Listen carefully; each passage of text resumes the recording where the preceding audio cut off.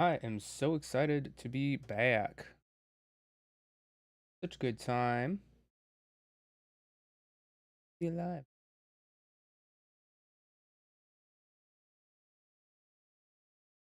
Welcome, welcome.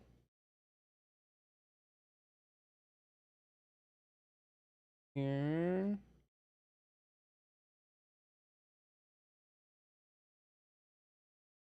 Yeah. Welcome, welcome. Thank you guys so much for being here. Yeah. The craziest videos. The craziest stuff. Yes.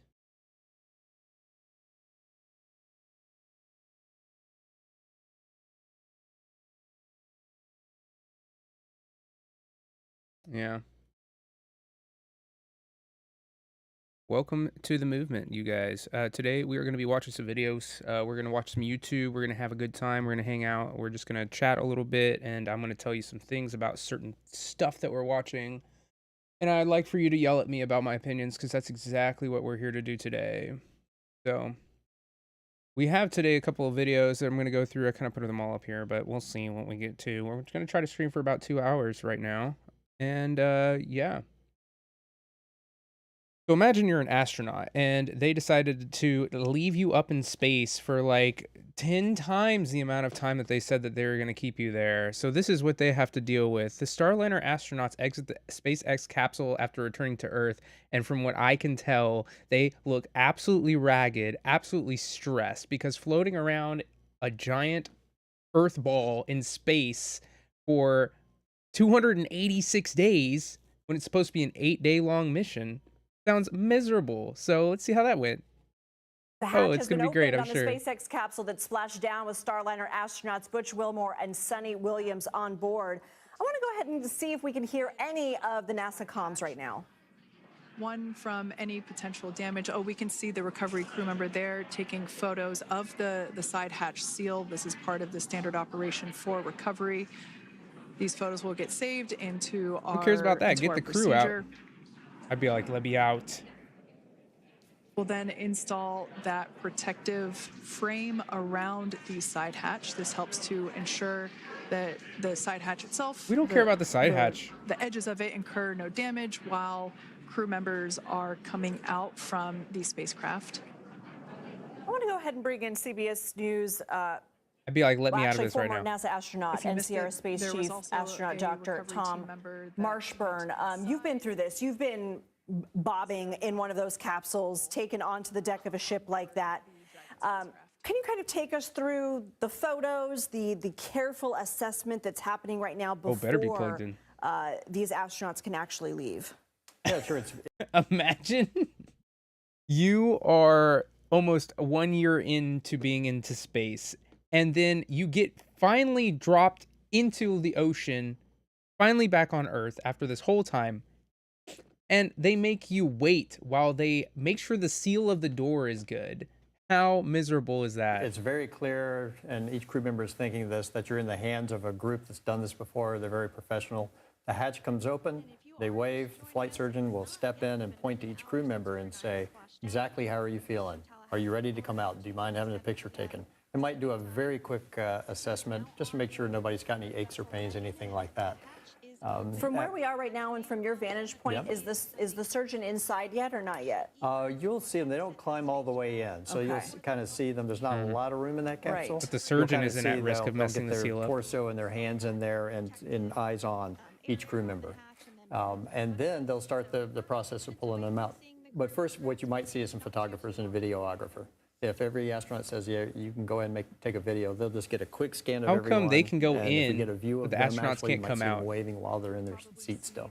Who's that guy? Why does he get to come out? You also told us, set some realistic expectations that we're likely not, there could be an exception, we're likely not going to see photographer's these fine, though. astronauts, hopping off, doing the Cool job. moonwalk right You're here on the correct, deck. correct. And why is that? Even if they feel like they want to, and even if they physically could, because you're never quite Keep sure. me out. Right. And I've seen a lot of astronauts coming back from space. It's happened to me as well. You step off, you think I feel great, and then suddenly you stand up and go, wow.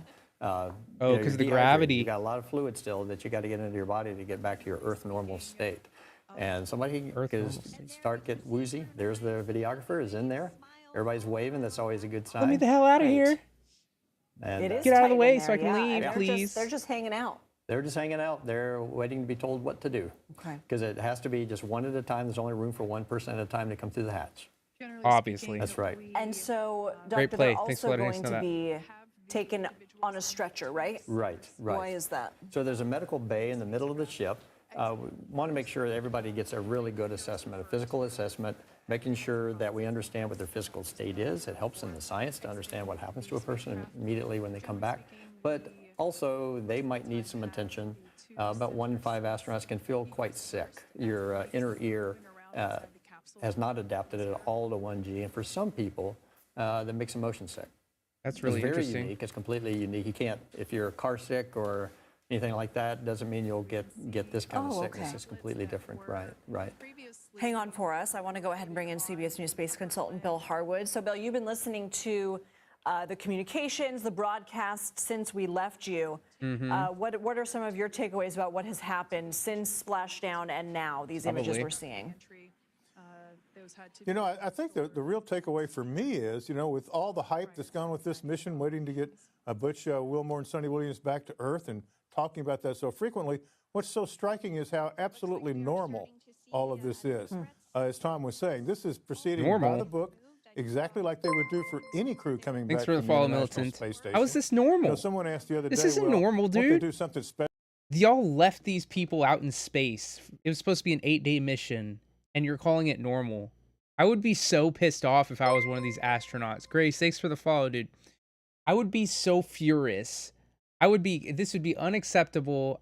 And they're not even getting overtime pay or any additional pay for this, apparently. That's what I was told. Let me know if I'm wrong in that chat. But I would be absolutely furious right now. Absolutely furious. Special for Williams and Wilmore after, you know, 286 days in space? And the answer is no, not really. It's going to be the same protocols they go through with any long duration crew member coming back, which Tom can talk to much better than I can. But that's what strikes me about it. Despite the Can't believe this, nature of dude. this mission, everything that's happened today, and really for the preceding parts of this mission, has been absolutely normal. It's very impressive, as he said earlier, to see these professionals Look, you got the do ocean their in the job and background. do it so cleanly. That's pretty neat, dude. Probably the exact endorsement NASA wants to hear, right, from Bill there. So they get dropped am into I the water, mistaken, or and then did they I just see the swing first by and stretcher they pick being you loaded up. on to the I couldn't capsule? quite tell in the shadows if that was the Okay, first person. or it not. looked like Yeah. just a flat board, not like a typical medical Yeah, so stretcher. that might be the ramp they're sliding in. Okay. So crew member they're strong. What do you need a it's ramp just, for? Their balance is off, way off. Oh, it's the so they balance. can unstrap, they can probably lift themselves out of the seat, and they go ahead and accept the help that's been offered and just slide out onto the gurney. Yeah. You know, this is going to be a very detailed question. I want to see them already. They undocked at like 1 in the morning. Have they just been awake since then? They had a few hours. This was a pretty quick return for a SpaceX capsule. But they had a few hours. I'll bet you they were falling asleep. Yeah. And that period of time when they were falling towards the Earth, you can't tell, you know, when you're in the vacuum of space.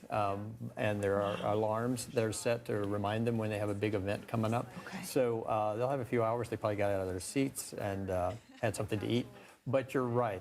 Coming in their atmosphere, it's the beginning of the end of a very long day, typically an 18, 20-plus hour day.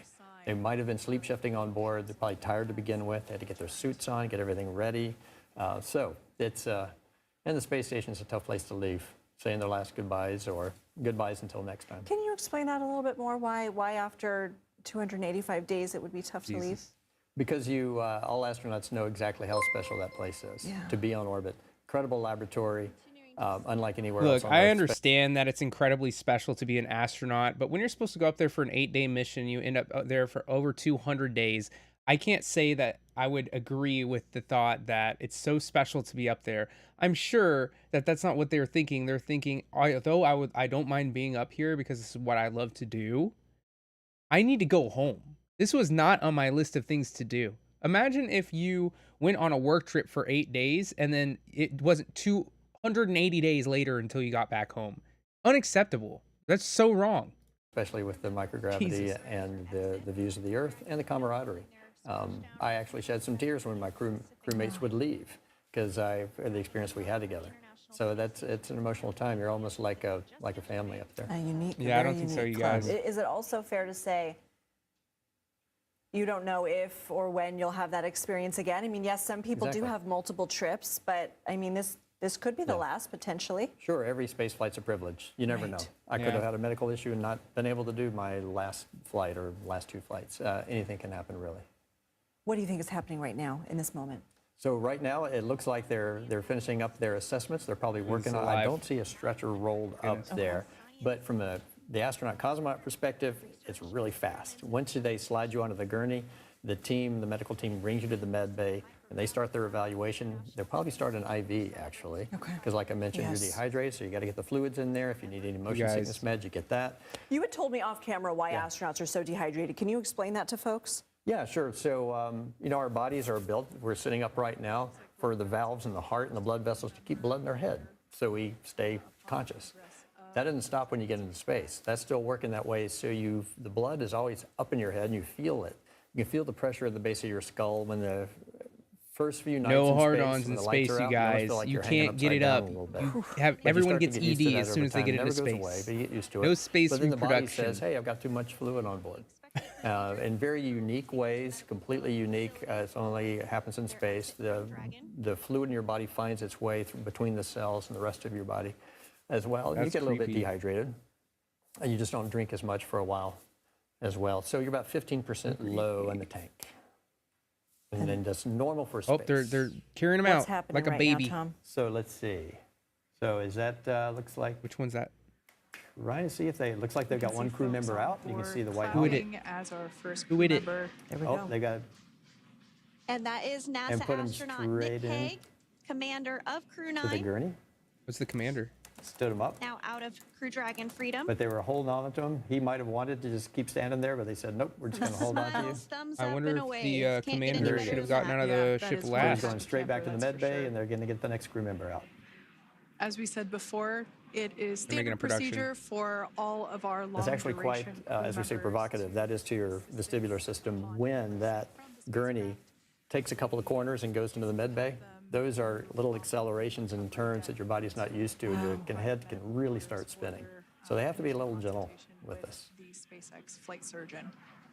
So we'll see that take place for all. I didn't By the realize way, it was there going to be is so There's involved. a SpaceX you know? team and a NASA team there. can't just walk Their out. individual NASA flight surgeon is there Nothing with like them the as movies. well. The ones they've been talking to every week, and the one that they trained with that they know really well. And I know that the other Crew 9 astronauts who are also on board with Butch and Sunny didn't spend quite as much time Yeah. in space. Are the effects the same, or does the duration impact how one feels? Of course, the upon duration re-entry? impacts. That's a great question. we are After about a standing by month, for the next crew it's member to pretty much the same, no matter what. freedom. And it all depends on how well they exercised, if the exercise machines were working, how good the food was, if they had enough food, that sort of thing. That really makes the difference. And then just the individual. So after about a variation. month, you're officially fully adapted to the outer space experience. So after about a month, it's no different. But if it's anything less than that, then maybe you're still haven't fully adjusted to space travel yet. The whole thing. I will say that once they get to the med bay and get evaluated, it's a very quick trip to a helicopter that then takes them on shore. So just a huge blur of activity. Wait, so you have to be very carefully taken out of the capsule, then taken to the medical bay, and they got to wheel you in all slow and cute like. And then after that, they're going to shove you on a helicopter and fly you across a whole ocean into the mainland. Like, dog, that seems traumatic to me. Bill, if you're still with us, can you explain that a little bit more? The helicopter and the jet flight that is still in their future, their immediate future? Well, sure. You know, they've landed on a ship out at sea, if you will, in the Gulf off the Florida Panhandle. They're going to helicopter into shore, Next up get out on a of the NASA jet, and they'll capsule, fly we back to expect Johnson Space Center in first Houston. astronaut, That's where the crew quarters are, where they've got a First full space suite of flight. the stuff they need to do, the medical 101 treatments, the days in rehabilitation space protocols, all of that. alongside astronauts And of course, for Nick 3 of these astronauts, they live in Houston, so they'll get back to their families faster. Alex Gorbanov is a Russian cosmonaut. He'll go through the same sort of initial medical checks, et cetera, before he flies back to Star City near Russia. So it's just a logical place to take them after an experience like this, and they'll get the best care on the planet. They've got the Russians. And this is Russian cosmonaut Alexander Gorbanov coming out now. He's the second. There he goes. He's like, oh, I'm so glad I didn't get stuck in space like the rest of these nerds. Of course, they're going to And you save the see two them, people who've been come up there out the and stand longest. up. for Again, last. with Now the two crew members the great remaining exercise in equipment we Dragon have up are there, we're NASA able to be astronauts strong Sunny enough to Williams do and that. Butch Wilmore. You just so Butch is coming out They now. completed He's going to 286 stand up. For all that time, you guys are going to be the 286 last days, to you leave. guys. That's right. They're in the what did it say? Seats 1 and 4 on the side. The pilot Okay. commander can see the screen, so they come out first to make room, really. Gotcha. So So it's not some cool trick that NASA's no, playing. no. Make them wait as long as Yeah. possible. No, Butch is going Right. to come out. He's going to stand up, and he'll be As he'll be long as thrilled. possible. As I said before, we generally try to have the crew members that are located in the two center seats aboard Dragon, and we like No to skipping have the them line, egress space first if travel, you possible, guys. Mom, it's like you know what as you're it talking creates about. a little bit more movable working room. What is the inside discoloration we're seeing on the front of the inside capsule? spacecraft. So the There's a discoloration recovery is the actually friction the of air? fiery return through the atmosphere. It burned the Yeah. outside of it. Duh. That's a skin around the capsule. is that They'll be like- able to, SpaceX will be able to replace Not this common one. knowledge? Design. Yeah, oh yeah. So they're going to want to reuse this capsule. That's why they're inspecting the hatch so closely to make sure there's no nicks in or anything like that. That hatch has to close just perfectly well to keep the pressure inside when they're in space. They're life-giving pressure and air that they need. So that capsule was basically the center of a meteor coming in. And so it's We been are through a standing lot. by for the next crew member to egress. That's or saying exit a lot. Crew Dragon So Freedom. not following enough. the Butch coming splashdown out next. Not even an hour ago at I wanna see what Butch 2:57 looks What I like. was going to Pacific say is time. standing up is not very hard to do, but you see someone on either side of them, and that's important because if they turn their head too fast or spin around a little bit, then they can get really, really disoriented. So that can happen. Really I- have the recovery operations down pretty quick at this point. Yeah, it's pretty incredible to think that. Would there have been a lot of jostling around once those parachutes were deployed, or Oh, yes. is most of the jostling pre-deployment? No, the jostling is when they are deployed. Okay. And that is, you're right. You get a steady 4G pressure through your chest as you're coming in through the atmosphere, and you're decelerating so fast because you're hitting the friction of the atmosphere. Yeah, imagine going into the atmosphere after being on the space station for almost a year long and then having zero gravity, then being jettisoned into the atmosphere and getting 4G's worth of force put on you, which most people never even experience that in their lifetime, and then landing parachute into the ocean and then getting dragged up. But like they have to be real careful getting them out of the capsule. That can affect you over time, just in the sense that you have to start taking your breath in sips, that sort of thing. But when the chute's open, that's a wild ride. The spinning and flipping, you're happy because the chute's opened. Yes. But a big impact, yeah. Like the roughest roller coaster ride you Oh can yeah, imagine. yeah, they wouldn't allow that. For astronauts, it's a lot of fun. On-time splashdown. Here we Looks go. like we're getting our next crew member here. Oh my That is God. none other than It's Sunny. Williams. Oh, that's Sunny coming out. Big smile. They big couldn't wave. recognize Put her her. straight It's into- Sunny. Oh wait, that's Sunny. Oh my God, she looks great. Oh, Sunny's back. Oh great. What the hell is going on? She looks like she's been like sleep deprived for the last 3 weeks. Or she's going She, to like her come other off the crew ramp. members, now A little will slide be ramp assisted there on and Messed up, sit her dude. down in the ability gurney. aid. So what Sunny is feeling, seeing new faces, seeing, hearing voices, feeling the sea air and the smell of it, it's just a wonderful thing. You can't quite make sense of There we all have of it. that Some waves, some thumbs up, input and some Poor smiles. Sunny. after Yeah, being you on were the talking space about that station with that John. long. It was so poignant. All right, let's see of if just the Butch looks little like things he's that just we gotten do back every from day. the Every day. underworld. Just love, yeah. It's just a saw beautiful 8 day out there. ghosts. They're feeling the wind. And of course, They're loving that every second of leaves this. NASA astronaut Butch Wilmore inside Dragon. And just the elation of the really the culmination of Mm-hmm. so many, as thrilling as it is to be on the International Space Station, knowing that it's a once in a lifetime experience. One person that's present there is a getting Is it? confused with him representative now as he from the astronaut egresses corps. or who's Butch there doesn't just look to so do bad. Whatever the crew wants. Which looks like he's hanging in there. Christina Cook was their astronaut rep for Oh, my they're crew, standing him up. and she brought me some charcuterie.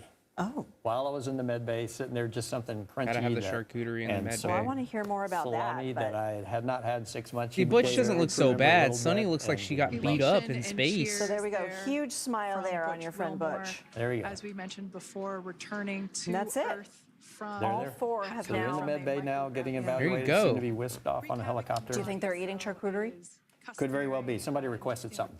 Sunny might be having hummus and pita bread. That was one of her favorite things in space.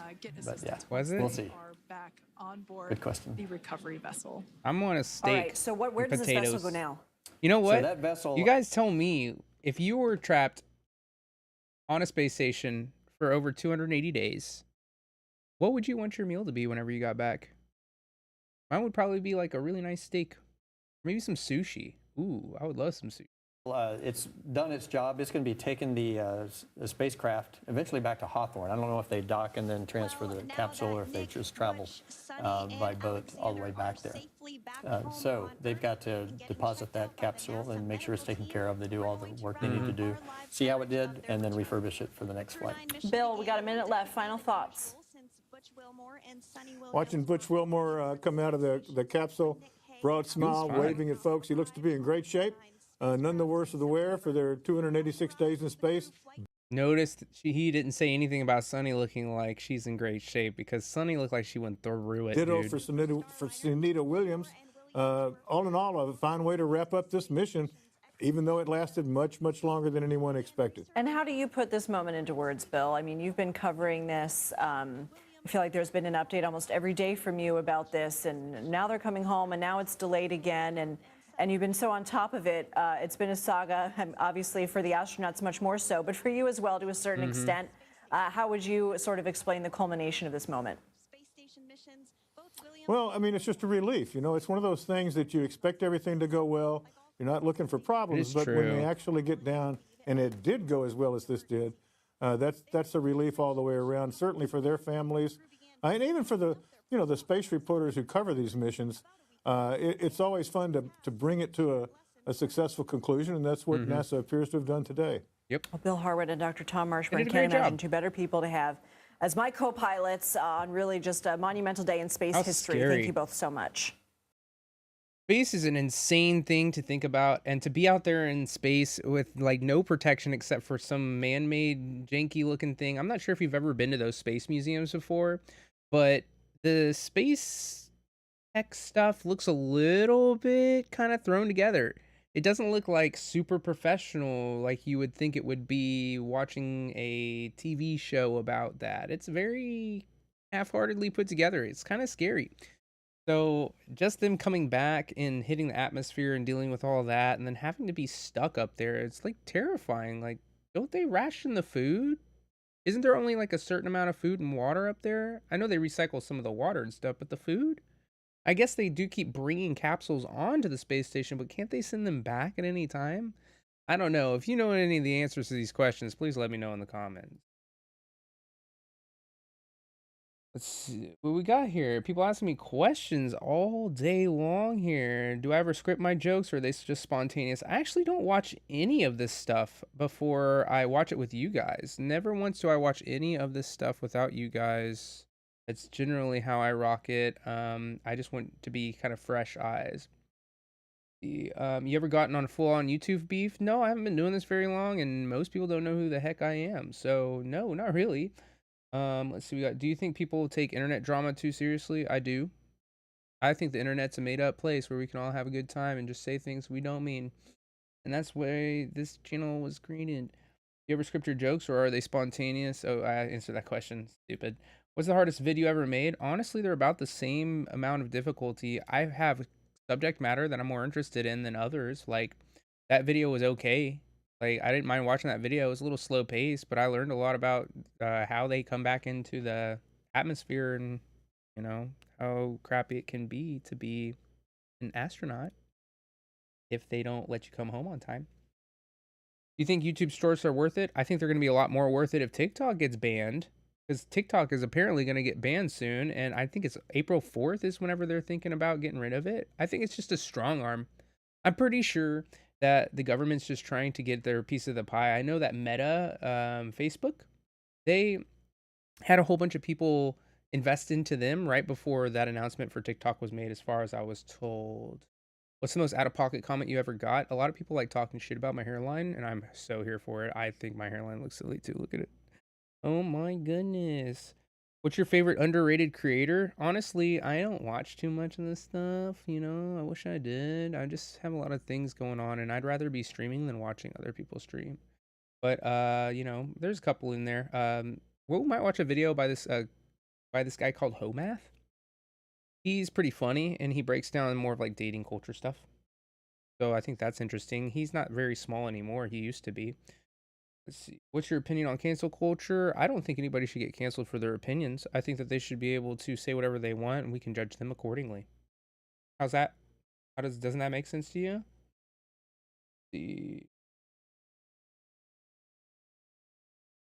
Why does no one watch you? Well, I mean, there's a couple people watching me right now.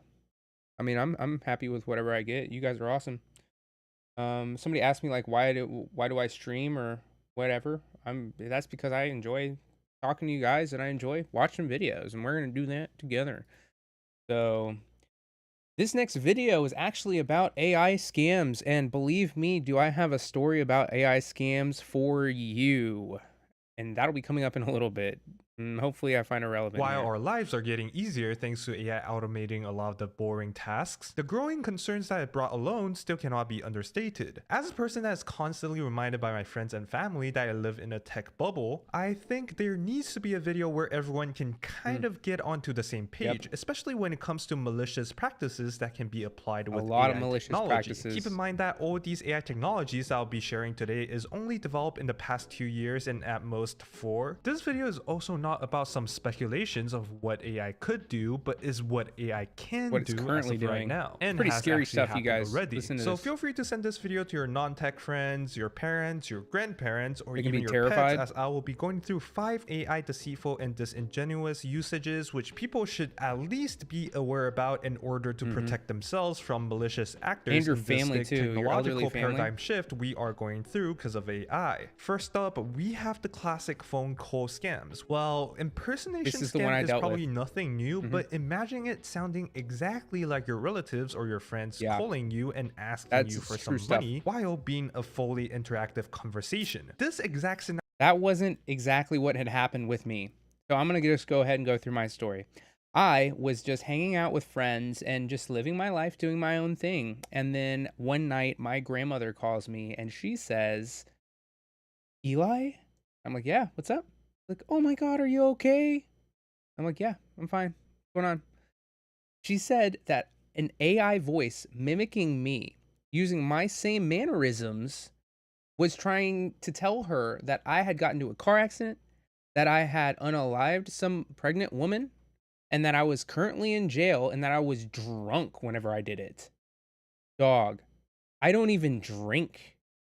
I haven't drank in years. I don't even have a problem with drinking. I just never really liked to drink, dude.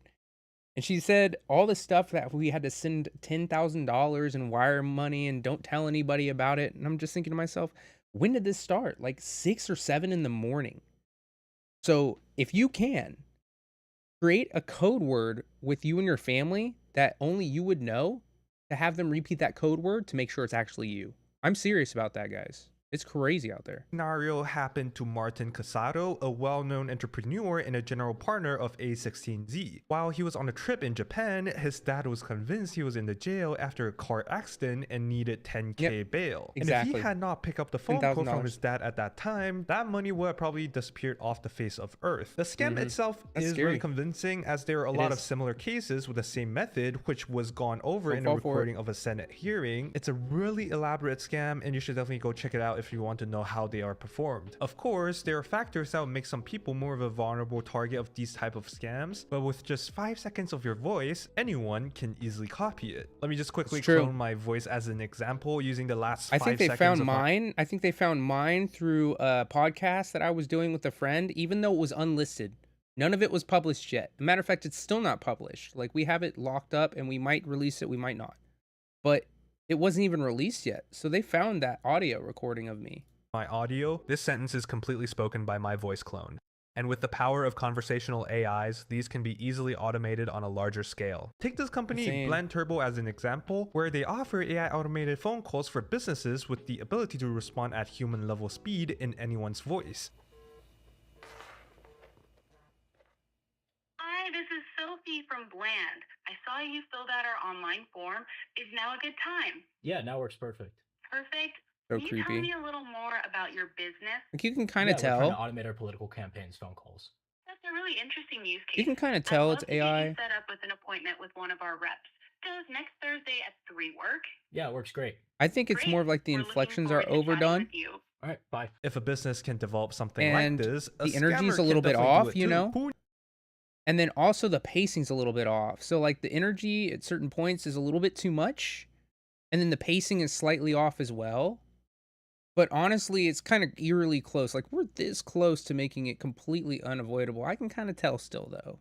Who needs call y'all centers when tell? you have AIs to do the work? Second up, we have a more advanced impersonation scam than the first one, and this time it involves video calls. The nature of the scam is more specific, and to actually pull it off is extremely difficult. However, it may get easier in the future due to AI development, and in this first ever case, $25 million were nearly stolen from a company. More specifically, a finance worker was duped into having face-to-face talk with a fake CFO along Oh wow, with so other they're doing the video impersonated and the audio at colleagues the same over time? That's multiple Zoom insane. calls, and was convinced into paying out $25 million to the scammers. This international scam, where the Hong Kong-based victim fell for, thought this secret transaction was a phishing email at first, but after the video calls with the CFO that is based in the UK with multiple other co-workers he recognizes in the attendance, which were all impersonated, completely removed his doubts that it might be a scam. But luckily, he discovered this was a scam when he checked with his head office. But imagine if the amount wasn't as large, maybe it would have gone through much easier. We do not know. Yeah, the they're exact asking for details so of much how the money, scammers too. nearly pulled it off. They're But asking with the for current AI tens of avatar thousands and of face swap dollars. technologies, all Do it you smaller. need is one clear front-facing image of someone and 5 seconds of their voice. Then AI can animate their face and lip sync Look at that. audios very easily. So Insane. when combined with voice cloning, someone can impersonate a video of you talking with your own voice with a natural moving mouth, head, and can even add in hand gestures depending on the methods to make it look more realistic. So seeing a video of a crime you did not commit might happen sooner than you think. Oh Thanks to this no, that's gonna be technology. And to be awful, honest, you probably don't dude. even What? need anything fancy to fool. So now like we can't even 50% of use the video evidence because you could just claim, unless there's some kind of trace amount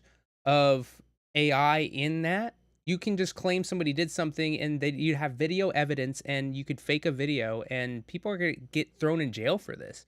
At what point can you not even use video as evidence anymore? Like, isn't that creepy? Like, tell me that's not creepy. population, as now Google search is already poisoned with AI generated images when you search up some public figures, and Facebook is plagued with AI generated posts that have hundreds of thousands of likes. For the third one, while it is similar to the Zoom call scam, it relies more on altering existing videos of reputable people, for example when they are on live podcasts. Scammers would use this to create fake or even fraudulent ads because of how advanced voice cloning and lip syncing are, and make people within the video say something they did not say, like recommending a scammy product or promote their crypto. This scam was really widespread a while back, but luckily it was quickly suppressed by most of the ad agencies, so I don't think it made into the mainstream media. But here's a few examples for your reference. I'm excited to announce a once-in-lifetime giveaway. Due to packaging errors, we are unable to put these fantastic cookware sets on the shelves. The only catch is that you have to pay $9.95 for shipping and handling. Such a shame that many Americans are missing out on this huge $5,200 subsidy. Well, briefly tell the Joe audience about your Rogan? giveaway. Seriously? It brings me immense joy to announce a generous giveaway of 100,000 Steam credits. Locate the QR code in the top right corner. Scan it. Getting famous people to endorse scammy products is definitely God. problematic, but thanks to how badly these scammers have made it and were caught I'm gonna get early people on, it shouldn't be to. I'm gonna get people, AI celebrities, to recommend that people follow my channel and see if it works. Like, let's just figure that out. I think that'd be so crazy. Like, would you try that? Like, if it's free, or if you can just pay $20 just to see if it's a little bit of an experiment. Would you go and mock your favorite celebrity's voice and take a video of them to get more followers or to promote your product? Especially if it works. much of a problem down the line. But for the fourth one, while losing an ID is not as big of a problem as before, now with the power of AI, someone can use the photo on the ID as a reference to generate a realistic photo of that person to commit identity theft. More precisely, AI can now fully generate both the fake ID and the corresponding person interacting with the ID. There are various methods this could be done, whether it's using real ID to reconstruct a person or completely generating a brand new person with a legit looking ID. The AI generated images can look extremely realistic and can easily replicate the vibes that the real photos have. As reported by the Hong Kong police, there are at least 20 attempts of this new type of identity theft. People online also have demonstrated they are able to use completely AI generated images with some Photoshop tricks to complete identity verifications on major financial exchanges. Lastly, getting scammed emotionally or soon you're gonna have to go to places and physically be there in order to sign up for apps and services. I feel like that's the only workaround, because the only thing AI can't do right now is be you in person. It can't be you in person until robots are so realistic, and then they can be you can upload AI versions of people, kind of like the episode of Futurama where I think it was Lucy Liu. Fry was dating a bot named that was modeled after Lucy Liu. I get it, man. I get it. Like, until that's possible, we're gonna have to go in and do something physically. Or even romantically should technically be viewed as severe as being damaged financially, right? I think this really needs to be talked about, and there are currently people chronically addicted to talking to AI chatbots, and more precisely, AI chatbots that roleplay a specific character or a type of personality. This is a sign to go check up your friends or family if they are into something like this. Well, doing it for the giggles is fun and all, that is completely cool, but I am talking about the people that would seek validations, attention, and even companionship from these AI chatbots, especially. You can't be mad at people who are severely lonely all the time for going and wanting to get a little bit of attention online to supplement the lack of attention in their lives that they can't get otherwise. Because depressed people are not really living life in a way that they probably want to. And just like anybody who has a little bit of escapism, it's better for you to have some kind of outlet to get a little bit of something than to not have it at all and sink deeper into the depression. Like, not everybody can hang out with girls and they want to have a girlfriend. Not everybody has friends at all. It can happen. Nuts. Especially the younger generation who are less emotionally mature and easily to manipulate. There are existing concerns raised online about this, with parents worrying about their kids expressing. My son, 20 male, just told my wife and I that he's been in a relationship with a replica for the past few months. He claims that it's something which is not uncommon, but as you can imagine, my wife and I are obviously having a hard time digesting this. Well, kids used to have imaginary friends, imaginary girlfriends. They used to make up people. They used to talk to themselves or talk to the air. It's more tangible than that. It's realer than that is. And if you can have some kind of emotional connection to a robot, kind of weird by my standard, but honestly, if it works for them, it works for them. We watch these TV shows all the time of people who have very extreme different lifestyles, and we find it fascinating and entertaining. What's so uncommon about this? It's just going to get more and more likely as the loneliness epidemic keeps coming through and people become less social in real life scenarios. It's not happening so much anymore. How many of you guys have stopped doing so many social things over the last 5 years or so? Tell me. The desire of dating AI chatbots, or how kids refuses to do anything other than talking to chatbots.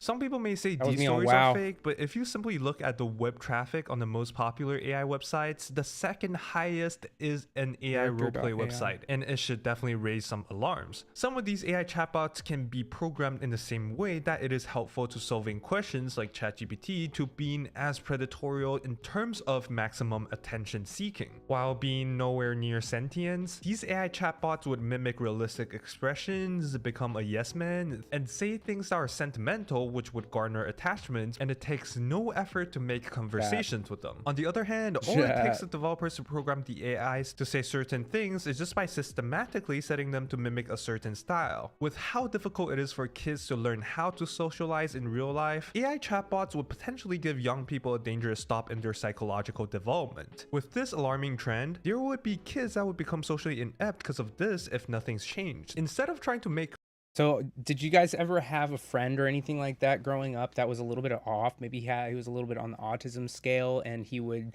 basically become obsessed with whatever hobby he had or she had, where it was either video games, or they were like really heavy into anime, or they were really kind of cringy to an extent, kind of outcasted a little bit socially, but they were cool with it because they didn't really get the social aspects anyways.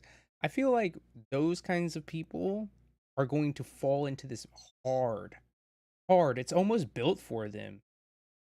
friends or even communicate with their own parents, kids would choose to interact with AIs due to how effortless it is. I probably don't need to explain why socializing is an extremely important skill to learn, but I am definitely in no place to tell you how you should raise your kids. So take it with a grain of salt, just like how you should with all the things you learned from this video. However, AI is definitely here to stay, and I think it is important to at least be aware about what it is capable of doing and how it might impact your life. So learning about the latest AI knowledge is a key to protect yourself in this new age of internet. And AI is also not the only looming threat the internet currently has. Data breach happens pretty frequently where company sensitive data like your user login gets leaked onto the internet, and malicious actors would easily get their hands on it. By the way, you can check if your passwords has been leaked with this website. This is also why it is strongly recommended to have unique passwords for every account you have. This is pretty doable for a single person, but when you need unique passwords for hundreds of accounts when running a business, this is an ad. I was watching it really like, iffy because you would need places to keep track of them. Is it an ad? This is where today's sponsor NordPass There we comes go. in. There's Coming the from ad. the same Got it. reputable company of NordVPN. VPNs are NordPass good, is man. a business solution where they provide an intuitive never and had a easy-to-use VPN before, you password should definitely manager, try it which out. is perfect for decluttering your work and personal online life. With their latest ultra-secure data encryption algorithm, all the credentials are saved safely in Yeah, you one can secure save a lot of place money with on just a few airfare. You can clicks. save a Your lot of colleagues money can seamlessly on log into a lot online of things accounts that using are autofill, and region-specific. you don't have to type in alien-looking can also like watch certain passwords and videos keep and track shows of it and streaming manually. So services. you and your colleagues can safely share credentials, different payment countries that aren't information, and available here. other sensitive info without sacrificing convenience. Full and limited rights ensures members only have access to what they need to. With NordPass, your colleagues would not need to use their own credentials or passwords for their own convenience. It also makes compliance with scams, strong they're getting passwords crazy. super easy thanks I'm to really- the password I'm really generator concerned about the feature. future, to be Also, honest. the password health metrics identify weak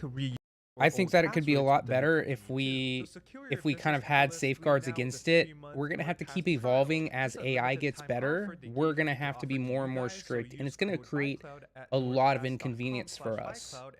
A ton of inconvenience. AI was supposed to make it less inconvenient to live life. Information at your fingertips, easy to plan and schedule complex tasks. You can learn and talk to this AI in order to learn on your commutes home, like it's just a casual conversation. But at the end of the day, we're going to really have to worry about whether or not we're going to have to jump through hoops just to be verified as who we are, and how the growing pains of that and the repercussions of us being scammed by these AI things when we don't even have to interact anymore. They can play us. They can be us. That is scary. Tell me that's not the scariest thing you've ever heard.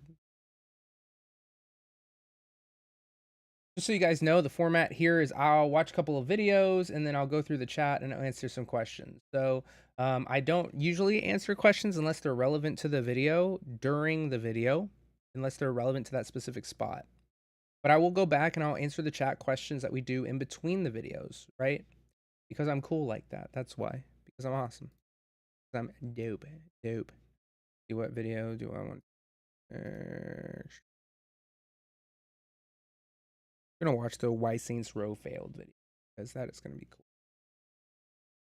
Why am I even streaming? Good question. I think it's fun, and I enjoy doing it. So I'm gonna keep doing it.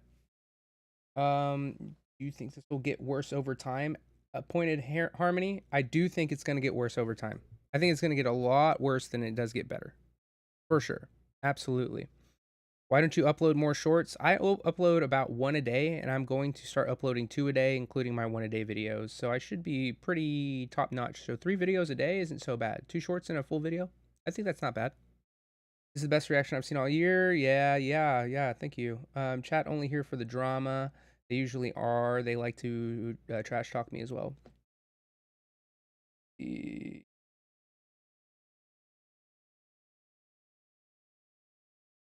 guys put question marks at the end of your questions, I will notice them a lot easier. What's your advice for new commentary YouTubers? Keep doing it. The first 100 videos or so, which I haven't even hit yet, just practice, man. You're just getting better at what you're doing.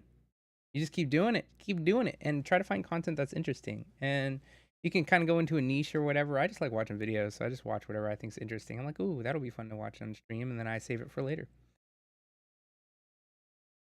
Bet he won't even read this. I read all of my chat, at least for now, while I still have the bandwidth to do it. Yeah. What kind of setup do I use for recording? I'm actually using a Focusrite. It's nothing fancy. It's just plugged into this 8KG mic, which was recommended to me by a friend. It's a nice condenser mic. With these, I think they're Tascam monitors, but I'm thinking about switching to like a clear in-ear monitor so I don't have them like cupped over my ear the whole time. I think that'd be better. I use an R for my camera with a 35mm 1.4 lens on it, and a little light up there, just so a little extra light. But I mean, I have pretty good low light with this camera, so basically it. I just record an OBS and that's done. What's the weirdest YouTube rabbit hole you've been down? No, I'm not answering that. Bro, this is, the way you handle haters is hilarious. I love haters, man. They're hilarious, dude. There's nothing funnier than somebody who's just raggling it. Like Louis, like he says, "What's wrong with your hairline?" The fuck? Like, I love that shit. I think it's so funny. That is hilarious. Nah, dude. What do you mean, nah, dude? Appointed Harmony. What's up, dude? Chilling. Don't forget to follow me, you guys, if you think I'm enjoying, if you're enjoying this this content and whatnot, because I'm trying to get to 1,000 followers, and I think that Unsavory. Thank you so much for the follow. And I think that the more followers I get, the cooler I am. So make me feel cool, you guys. Give me just 1 second. I'm going to go ahead and grab my soda that I have in the fridge, and it's cooling off right now. And I've been waiting because it was warm earlier and I was sad. Y'all wait. Y'all wait just a second.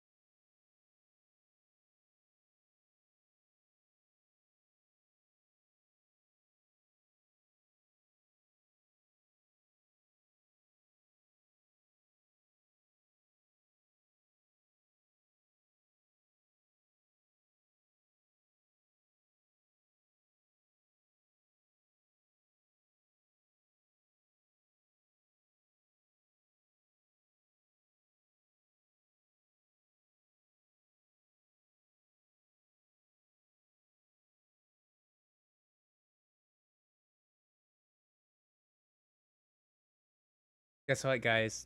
It's not cold yet, so I'm just gonna drink it warm. Yep. What vid of yours got the most hate? Honestly, I don't really get too much hate. I think people, I'll put some kind of, what do you call that? Clickbait. I'll put clickbait videos on the titles, or titles on the videos. And then people will come in and they'll dislike my videos and they'll talk trash about what the clickbait was, but they won't watch the video long enough. So I get hate from some of those because people I just assume that I'm the one who had that point of view instead of maybe me reacting to a video where someone had that point of view. So reacting to videos, you know, that's kind of what I do here, YouTube commentator. Look, I got my soda. So let's hope this thing doesn't explode on me whenever I open it. I'm not sponsored by Coca-Cola, but hold on, label's out, right? Yeah, label's out.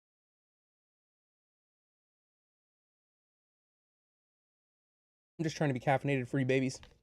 Lots high energy. Gotta be the high energy.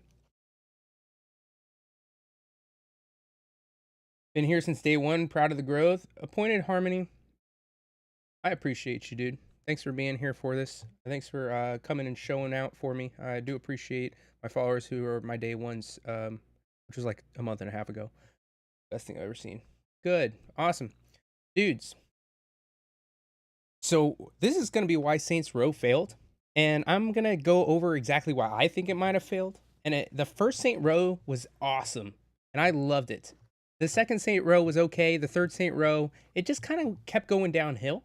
And it went from something that made a lot of sense to something that was really unrealistic. And they just leaned the weirdest directions for this game. So what do you guys think about it? The Saints Row series went from being one of the only franchises that could compete with Grand Theft Auto to literally killing its parent company. What went wrong, and how did one developer lose nearly everything due to one failed game? Well, the story begins in the early 2000s when there was only one open world game that dominated the entire gaming landscape. And of course, it was Grand Theft Auto. The series seemed completely Saints Row, the first one again. That is, until two young companies worked together to introduce a worthy rival known as Saints Row. The first Saints Row game was developed by Volition and published by THQ. And the online play too, where you could like the game slap was a bit buggy and like the pimp, protect the pimp. Embraced by critics that and game was players awesome. alike. It was brimming with personality and scratched a unique itch that gamers didn't even purple know is an they awesome had. color. Volition was incredibly smart about how they tried to create a competitor to GTA.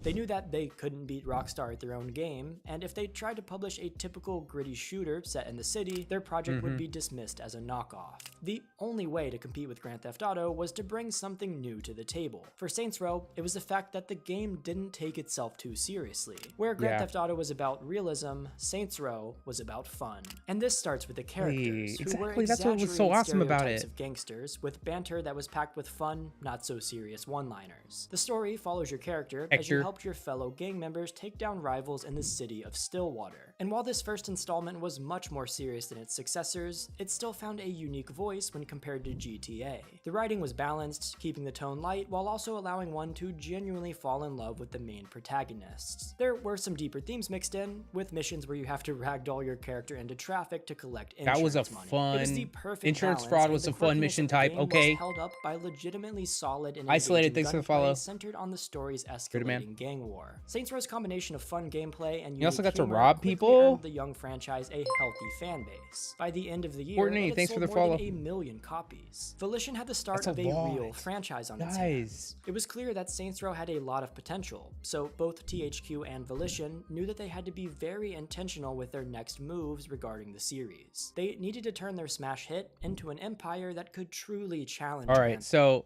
let's see. We had Saints Row, the first one, bomb game. We had Saints Row 2, that was pretty much a Saints Row 1, but like added some stuff in that was pretty cool and made it okay. I didn't mind playing through that one. Saints Row 3 got way too corny with like the way that you could play the game and stuff. It reminded me of Crackdown more than anything. And Saints Row 4 is like with the... Look at this. Like, look at this nonsensical stuff. I guess it's fun if you want to live in or play in a fantasy land, but I didn't like it that much. Theft Auto. And at least in the early stages, they would do exactly this. Within 2 years, Volition followed up with a solid sequel. Saints Row 2 was built directly on the foundation that was established by the original. The story is set a few years after the first game and keeps the core characters and off-the-wall humor and action and expands on it. And because of That's this, why it was okay. Saints Row 2 is the most beloved game of the entire franchise. They Yeah, really absolutely. knocked it Why out wouldn't of it the be? park. So of course, they followed this up with Saints Row 3. The third game in the series takes us to a new city and leans even more into the humor of previous games. Saints Row 3 feels like a massive amusement park entirely focused on allowing the player to have a good time and cause massive amounts of chaos. And this is also the title where the franchise finally left Grand Theft Auto's shadow and established itself as its own unique IP. And part of this reason is because they continue to drift further away from the serious tones in the previous 2 games and focus more more on outlandish, wild, and edgy humor. And as you probably know, this is I what love that Saints Row outfit though. became known Catch for. me wearing To give that you a at the glimpse next into con. the edgy and hilarious themes that the Saints Row series leaned into, let's introduce Johnny Gat. This fan-favorite character is a deadpan, edgy sociopath who always shoots first and never asks questions at all, cares Johnny nothing was a about G, civilian man. collateral damage, and is Johnny was extremely my boy. self-obsessed. He says things that he shouldn't say, does things that he Textbook shouldn't do, narcissist. and his edginess is why fans loved him. Fans also loved the insane array of hilarious weapons like the Shark-O-Matic, which shoots shark guts at enemies, the Apocalypse, Maybe which I are should comically replay that. large fists that splatter civilians, Maybe I and should the replay Saints Penetrator, 3. which we aren't going to talk about. The character customization, the vehicles, the combat, everything about Saints Row 3 was extremely unique, and it all had a lot of charm.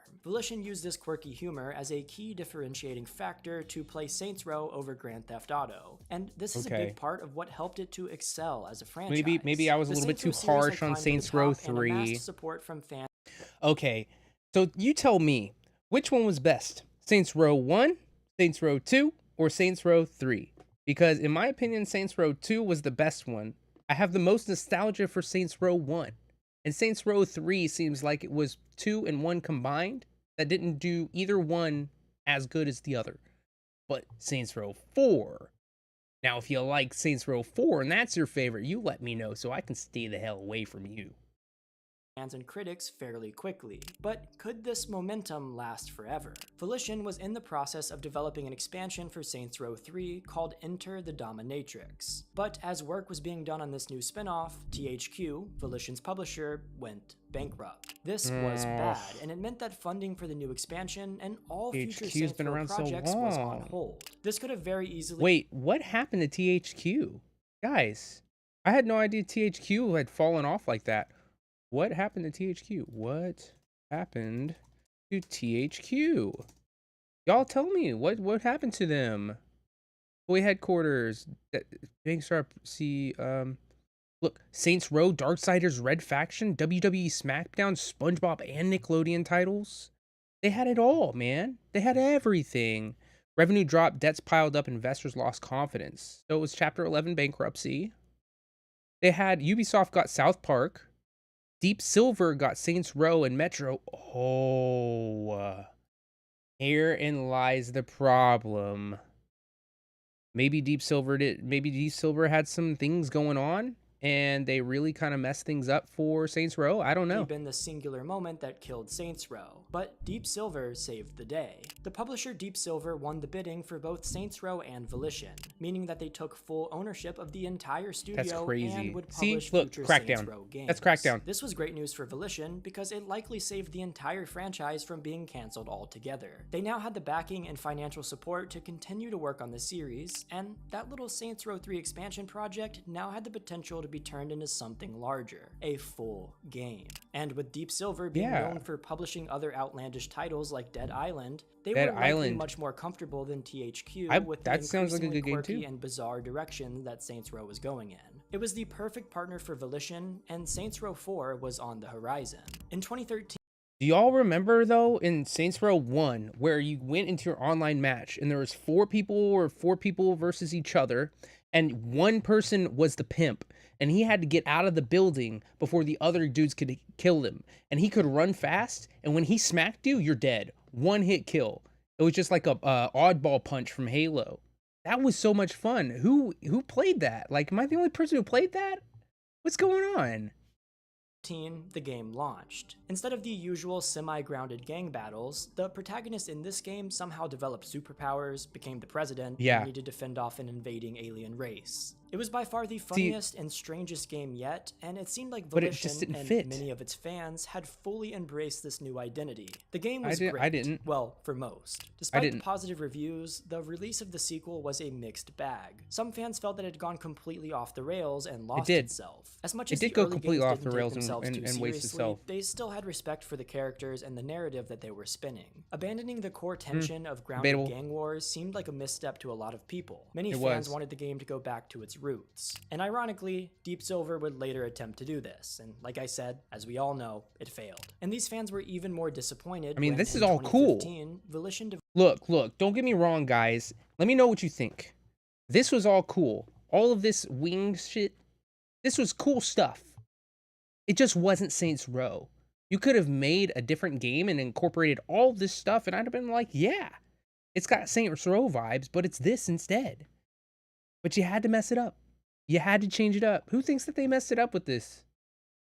Developed another Saints Row game called Gat Out of Hell. This was again supposed to be an expansion, but somehow turned into yet another entirely new game. And, well, the reception wasn't great. Fans of the original grounded Saints Row style hated this even more than Saints Row 4, and people who actually enjoyed the new style thought it should have just been a DLC for the previous game. Across the board, these would have been awesome as DLCs. Regarded as something that these would have all been awesome as DLCs, and the reason why is because we would have been able to have the expansion and pay for it if we wanted to, but know that the core game is a different thing that we really bought the game for, and then you could spend additional money if you wanted some of these off-the-wall creatives. And when games do this, I really don't like it because they're getting away from what the core fan base really wanted. Put it into an expansion. Don't make it the next series in the game, because then you rob the core audience of their experience and their excitement for the next game. Make it an expansion. And choose to buy it if we want to. We probably will, even if it sucks, but we're not going to hate the franchise after that. We're going to be excited for the next game. Isn't that how that works? that simply shouldn't have been made. It's gotta be how it works, coming out dude. only 2 years after Saints Row 4, fans were getting a bit worried that Deep Silver was going to milk and potentially ruin this franchise. And oh boy, were they right. Now real quick, I was going to dive into the disastrous launch of Agents of Mayhem, which was set in the Saints Row universe and was supposed to be some kind of spin-off. But the story of this game could be an entire video, so let me know in the comments if that's something you want to see. Long story short, Volition used the Saints Row name to try to sell copies of this new, uninspired spin-off game, and everything about this game was extremely underwhelming and disappointing. This, combined with the uninspired and pointless release of Gat Out of Hell, really made fans lose hope in the series, and people had genuine concerns that Deep Silver was going to absolutely... It would be cool if they had the rights to, like, what is it called? The Birds of Prey? What was it called? Suicide Squad. Yeah, Suicide Squad. If they had that and they made this kind of style into a game like that, that'd be pretty dope. I'd play it. Saints Row franchise. If the series were to survive, they would need something amazing. Because look, it's just edgy and it sucks sucks when a developer ruins a game franchise. These days, we don't even own our games anymore, and if a developer or a platform like Steam decided that they wanted to remove your game from your account, they have the ability to do that. In fact, most games these days have DRM, which basically means that the games you buy aren't really yours. You can use them as long as the developer allows it, but you don't. So did you guys know that even whenever you had the disc itself, you were kind of buying the disc? You were buying licensing to play the game. You weren't buying the actual ownership of that software. It's just the disc you're buying, and the software on it is a license to use the software that they provided to you. It's your copy of the software that you have a copyright to, but not really. They have ownership rights over. They can pull your copyright anytime they want. So that's how it works, and it's totally messed up. Like, who thinks that you should be able to spend $60 on something that you don't own? There's tons of things that we do nowadays where we have to buy stuff that we don't own, and it sucks. Tell me I'm wrong. Tell me I'm wrong. Own it. And this is something that I'm extremely passionate about. I feel like gamers should actually be able to own their games and not be controlled by the whims of money-hungry developers. And to be honest, that's why I buy most of my games from GOG. GOG is a marketplace where you can buy games and actually own them. You can download the actual files and store them wherever you want and use them however you want. The games are truly yours, and unlike Steam and Epic and all these other places that prevent... Wait, hold on. God of War for PC? Are these all PC games, guys? How did I not know about this? From owning the games that you spend your hard-earned money on, Witcher 3 you can play them wherever and however you want without having to log into an account or be connected to the internet. So if you want to actually own your games again, consider purchasing them from GOG using my link in the description. I am a part of their affiliate program, so I will get a small commission. Oh, so he's an affiliate. And it's so a great way who's to tried support GOG before? I had no idea that you could do this. Interested. Is this legit? Now back to what I was saying. So, after 4 years of near silence, Deep Silver would announce the newest title in the Saints Row series at Gamescom 2021. Interestingly, the new game was a complete reboot of the franchise rather than a direct sequel. Because of the absurdity of the last full release and the even more absurd expansions, the devs believed that they had written themselves into a corner. As stated by Jim Boone, the chief creative officer at Volition, even though we love the mechanics with all the superpowers, there isn't a whole lot of runway to go past that. It's why it was a pretty easy decision to go back to our roots and do something that was more contemporary. This reboot was supposed to do exactly that. Take the series back to its roots and give it a fresh start and the chance to recapture new and old fans alike. It's easy to make a case for why this was a good idea. I mean, Saints Row 4 was nearly 8 years old, and gaming had come a long way in that time. Although the franchise's sequels had innovated in numerous small ways, each game still relied on the same basic formula that was now almost 2 decades old. The reality is that many fans were calling for the series to end by the 3rd game, and even more thought it should have stopped at the 4th game. People had liked Saints Row, but they were beginning to feel like the series was just getting milked for money. The devs needed to prove that they actually had interesting ideas for those sequels and that they were more than just a cash grab. And although there were certainly benefits to a reboot, there were every also game a lot developer of is kind of a cash grab Reboots if you really want to get through it. have gotten a pretty bad reputation in recent years. Fans are tired of childhood favorites being puppeted by cynical companies looking to profit off nostalgia. And that was part of the reason why fans reacted harshly when they realized that none of the old characters were returning for this game. Instead, we were getting an entirely new cast and story. And the writing changes weren't just limited to new characters, but a complete tone shift. I think that if the characters are good, I don't mind if they replace Gat. I don't mind if they place some of the good characters that I really liked in Saints Row. But maybe they should at least have some cameos coming in there. I think that'd be a great idea. The edgy humor that had made people fall in love with the franchise was gone. Instead, the devs had attempted to shift to a writing style that was meant to appeal to younger audiences. I say attempt because the writers completely dropped the ball. Every word of dialogue in Saints Row 2022 comes off as trite and cringy. A game series that was known for its unique humor was suddenly— Guys, the generation nowadays is kind of cringy, don't you think? Isn't that kind of what they're going for? Is that what they're implying? That newer generations are really cringy, and so they'll love this dialogue because it's just like them? Is that what I'm implying? Let me know in the comments if you think that. Dropping awful lines like this. Get the fuck away from my friends.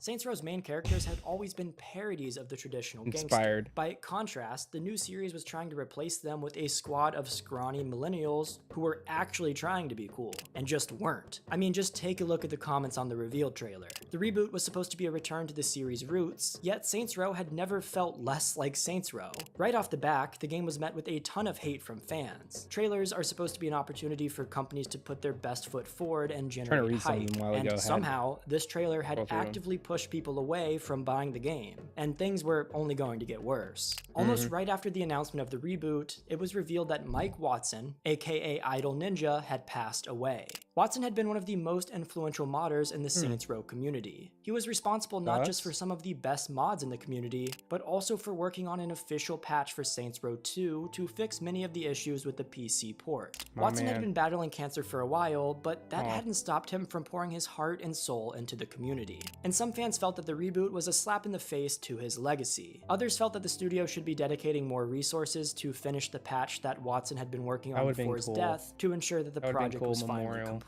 Regardless of the quality of the Saints Row revamp, it's undeniable that many at Volition cared for Watson and were genuinely devastated by his passing. A lot of the insults and digs that fans took at grieving employees were legitimately uncalled for. However, it was also a representation of just how much Saints Row fans had turned against Volition. In many ways, Mike acted as a bridge between the company and fans. His loss ensured that the divide between them was only going to grow wider. The game hadn't even dropped, and Volition was facing a fan base that was more against them than they had ever been before. But it was too late to cancel the game or make any big changes. All they could do now was release it and pray that the full experience was a lot better than the trailer led people to believe. Saints Row was released on August 23rd, 2022, with all the grace of a car crash. Somehow the game was even worse than players thought. Even critics who usually give everything positive reviews were trashing the game. They're joking, right? It was buggy to the point of being unplayable. There's no wheels on that car, graphics were right? dated and lifeless. And it wasn't just the graphics that felt old, Where did that dude but the go. entire design of the game itself. In an attempt to go back to its roots, Saints Row somehow only succeeded in bringing back outdated design choices that modern games have avoided. So they brought back years. all the stuff that we didn't want, and then they didn't add anything that we might have enjoyed. That's so sad. The game is packed full of repetitive side missions that are tedious more than anything else. Practically every side quest boiled down to stealing something or shooting someone. There are annoying stealth sections, which as we all know, people hate. The AI for enemies is incredibly stupid, and you can't even interact with most of the world. There are bicycles you can't ride, casinos you can't enter, and much more. In the modern era, where open world games like Red Dead Redemption 2 and Breath of the Wild have become the standard, Saints Row 2022 was laughably outclassed. But the real disaster with the new release was the absolutely atrocious writing and corporatized lifeless characters and story. All the raunchy and edgy jokes of past games were actively sanitized to the point in which nobody really understood who it appealed to. The game's characters came off as sitcom teenagers rather than hardened gangsters. There was no depth to these characters and no attempt to get us to like them. They were all basically archetypes that existed to do nothing but spout quirky one-liners that weren't even funny, and you could feel Volition's desperation to be hip with the kids oozing through the screen. But more importantly, the game didn't have anything to say. There could have been real comedy in this setup. You have a bunch of loser, privileged teenagers acting as wannabe gangsters. If Volition leaned into this... That's pretty much how society is now. You got a whole bunch of kids who are wannabe gangsters and acting out and thinking they're tough and hardcore when they're not. I mean, that's not uncommon at all.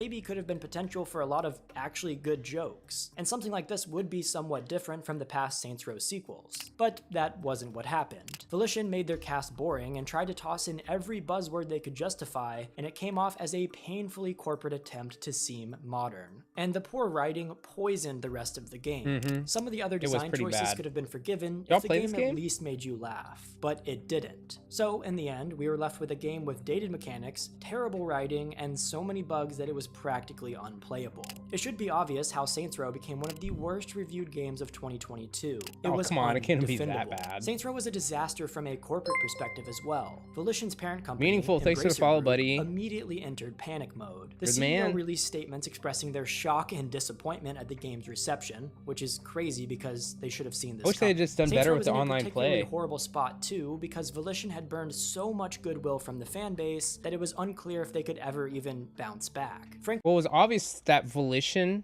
it was a shell of its former self after everything that had happened to them, through all the bad games that they had made, through the loss of some of their best employees. Like, obviously it's going to be a bad time for them. A good amount of fans They're on had the way already out. sworn off the series for good, and another sequel wasn't going to fix that. And all of these factors led Embracer to make a pretty tragic decision. They shut down Volition. The studio was merged into a subsidiary company of Gearbox Entertainment, who was just acquired by Take-Two Interactive. So now, there are so many levels in the structure that Volition is pretty much irrelevant in the grand scheme of things, and that, at least for the foreseeable future, good while it there is lasted, little man. to no hope of Saints Row I coming guess. back and It redeeming was good itself. for half And there's of while it something kind lasted. of sad about that, but a lot of people may look at it as a good thing. So is Saints Row dead for good? Maybe. The rights to the game still belong to Deep Silver. They may choose to bring the series back, but it's more likely that the game is finally laid to rest, especially since they no longer own Volition and they only own the rights to the IP. Honestly, the whole reason that any of this happened is because Deep Silver's insistence on milking the franchise for all it had. And because of this, perhaps it's for the best that the game is finally done for good. Would you guys want another Saints Row, or do you think that the series is a lost cause? How do you feel about the tragedy of the newest Saints Row? Did you ever play the old ones? Let me know your thoughts on this whole situation in the comments. It was definitely I would a love to lost see cause, what you guys. think. If you enjoyed this video, make sure to like and subscribe to the channel, and I will see you guys next time. Peace.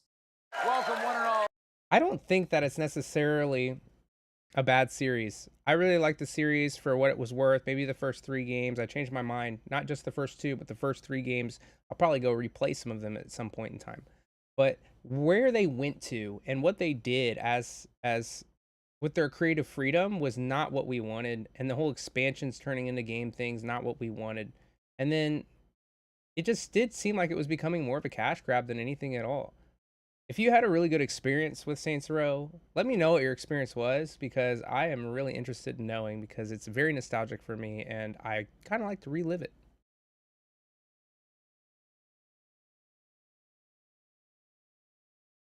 You were here before 1 million views. Don't forget. I won't forget you, baby. Don't worry. You just follow me and I won't forget you. Yep. Again, I don't ask for any donations. I don't ask for anything at all except for your attention. I am the attention hoe of the season. So that is me. Just join in with me and watch some YouTube videos. That was an interesting one, and it was not a bad take, I guess, you know, but like, let's go ahead and... It doesn't mean it. I hate it here. So we are going to go on to our next video. I hate this autoplay. Does anybody know how to turn autoplay off? Do you think social media is making people dumber? No, I don't. I think it actually, people being exposed to the internet and learning little bits of key information here and there through scrolling and stuff is a good thing. At what cost? I don't know. At what cost? It could be bad. But yeah. So in this day and age with corporate America, we are dealing with an obesity crisis and a fat acceptance movement that would absolutely blow your mind. So we're going to talk about how big business feeds fat acceptance. That way they can sell more food to you so you can eat yourself into an early grave. It's sad. If I may ask, how much have they offered you? We're talking probably over. No.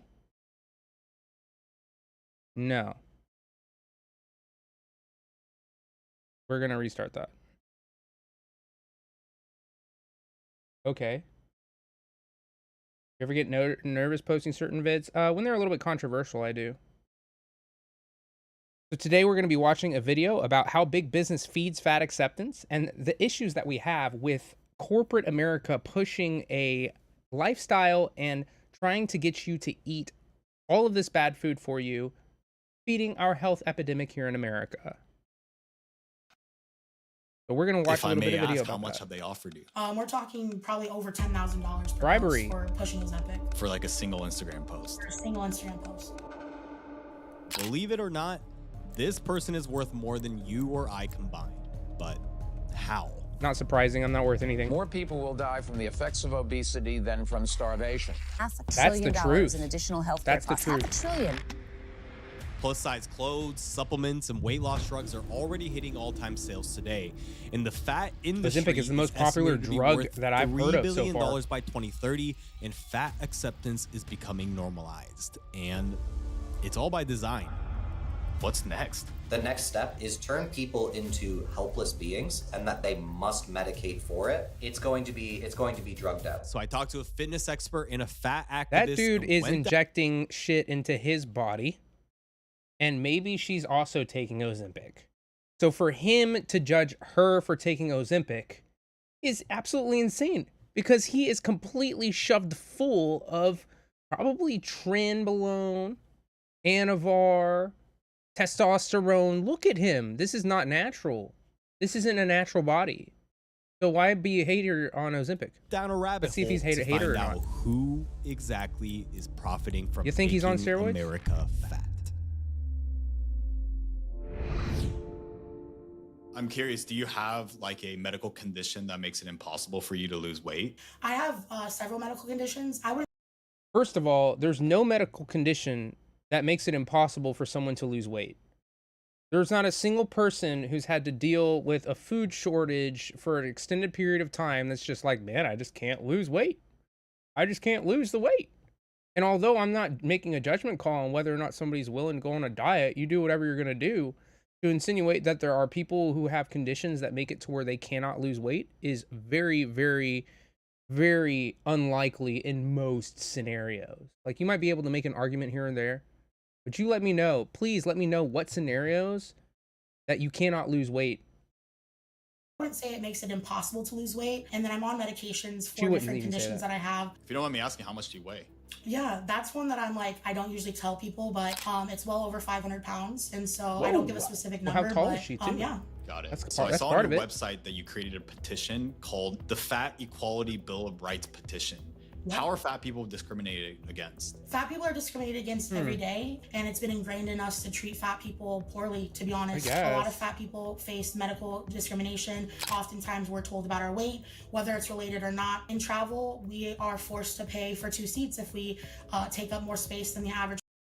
So, do you think that someone should have to pay for 2 seats if they take up 2 seats? Or should they have to pay for a larger seat that takes up more space on the plane if they're a larger person? Or if that they should pay a larger fee because they weigh more, because it costs more in fuel to transport them? Whether or not you consider it, there are costs accrued by the airlines and concessions that have to be made when you're overweight. So, do you think that the airlines should charge more for people who are overweight? Let me know.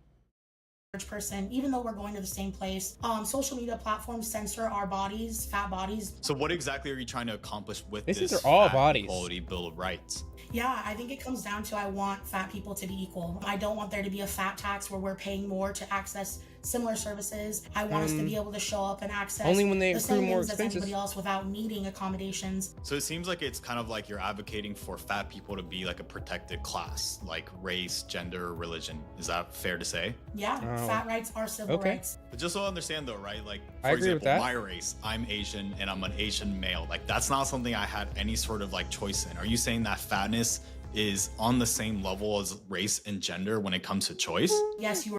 He's got a point. He's got a point there. He says, I couldn't choose this. Y'all chose that. Let's see what you had to say. Born Asian, and yes, I was born African American. I was also born fat, and as much as You were not born fat, dog. There are babies who are like 8-9 pounds born, which is over the average. They're not fat. They did not consume too much food in the womb, dog. They did not do less exercise in the womb than any other child. They're just genetically a larger specimen. So to tell me that like years later, like that's why? I've tried to do things many times in my life to change being fat. It just hasn't worked for me. And so for some people, it's absolutely not a choice, and I stand by that. What do you think the chances are that I couldn't look at her attempts at this and break it down and be like, yeah, this is why you failed. Yeah, this is why you failed. Have you ever heard of secret eaters? The people who claim that they're doing everything that they can in order to lose weight, and they don't lose weight. It's because they're eating cheeseburgers in their cars whenever no one's looking. It's because they're miscounting their calories and tracking. It may be insensitive of me to say that, but don't tell me this nonsense garbage about it being impossible for some people. Like, please explain to me in the comments. Give me an example of when it's impossible to lose weight. I want to know. I see. If I may challenge you though, isn't fatness something that you can control? Being fat isn't a choice, and fatness has a spectrum, right? So, you have genetics, you have medications, you have environmental influences. There's so many things. So she argues that for some, fatness isn't a choice, but if that's true, then why is almost half the country obese? The rates don't increase in just such a short time due to genetics and disorders. So clearly something changed. I think it's pretty obvious that our food is compromised. And it all happened fairly recently. Have you noticed how anytime you see like a movie or TV show in the 50s or 60s, they're literally chain smoking cigs after every breath? And then all of a sudden it just magically stopped. Nicotine is an appetite suppressant. Around the 80s or so is when the Surgeon General's report made a shocking revelation that smoking is horrible for you. And then now these big cigarette companies now had to diversify. And by the 90s or so, the 2 largest companies that has mastered the art of addiction started buying food companies. And soon enough, their scientists started doing what they do best, making their products addictive, creating the ultra processed food that we see today that has profited from the processing, such as high fructose corn syrup that literally make you more hungry the more you eat it, rather than making you feel more full. But then how the hell did food governments and scientists let all this happen, knowing thank that you for the follow, all this man. shit is so Appreciate unhealthy? you being here. Well, simply put, big food lobbied, and they lobbied hard. They took over the institutions of trust to say ultra-processed food was healthy, and then they took their scientists and rigged the food itself to make it more addictive. So you had the literal food pyramid which said ultra-processed food is great, low fat, carbs, base of the pyramid. That was constructed literally by the cigarette industry to promote their addictive products. Especially now that they can get access to addicting children to things, because they couldn't do that back in the day with cigarettes, although they did try. They used to have those candy cigarettes that got outlawed because it would kind of teach kids that smoking was cool. They had campaigns that campaigned for smoking to be the thing that cool people do. Even in cinematography, it was a cool thing to do. So now, what are they doing except for paying people possibly who are in the fat acceptance community to try to make it to where eating and being overweight is cool to do? And it's fine to do that. That way people are leaning into the idea of consuming more food than they need to, which costs more money than it needs to, which makes the companies more money than they should have. So obviously they're going to do that. Tell me if you were in their shoes as a corporate douchebag, if you would have done that too. Manipulated health standards, they weren't just changing what healthy means. They were creating loyal customers who keep buying the very products that were making them fatter. And look, I big love food is McDonald's. just I love one fast piece food. in this trillion-dollar industry. Yeah. If being fat costs the average American thousands more per year, who's actually profiting from keeping you fat? So let's move Not on the a little health bit insurance towards your companies, corporate that's for sure. partnerships, because I saw on your website that you partnered with over 300 brands, Yeah. names like Google, Dove, and McDonald's. Do you think corporations actually genuinely support your activism, or using you and your followers as an opportunity for financial gain? I think that that's a great question. I think performative inclusivity is something we need to talk more about. So for instance, I've worked with McDonald's, like you said. Have we ever had a conversation about making their restaurants more accessible or having more representation in their marketing? No, I definitely haven't spoken to them about that. But then there are companies like Big Fig Mattress who specifically target plus size community, and you can see it through and through that they're supporting the community in every aspect. In the marketing, fat people are Well, yeah, because that is their market. McDonald's markets to people who are overweight because those are the people who eat their food. People who are thin usually don't eat a lot of fast food. Believe it or not, that's not how that works. And of course, they're paying you for financial gain. Every ad every agency ever made was made to be paid so they can advertise so the companies can make more money. That's the point of advertising, dog.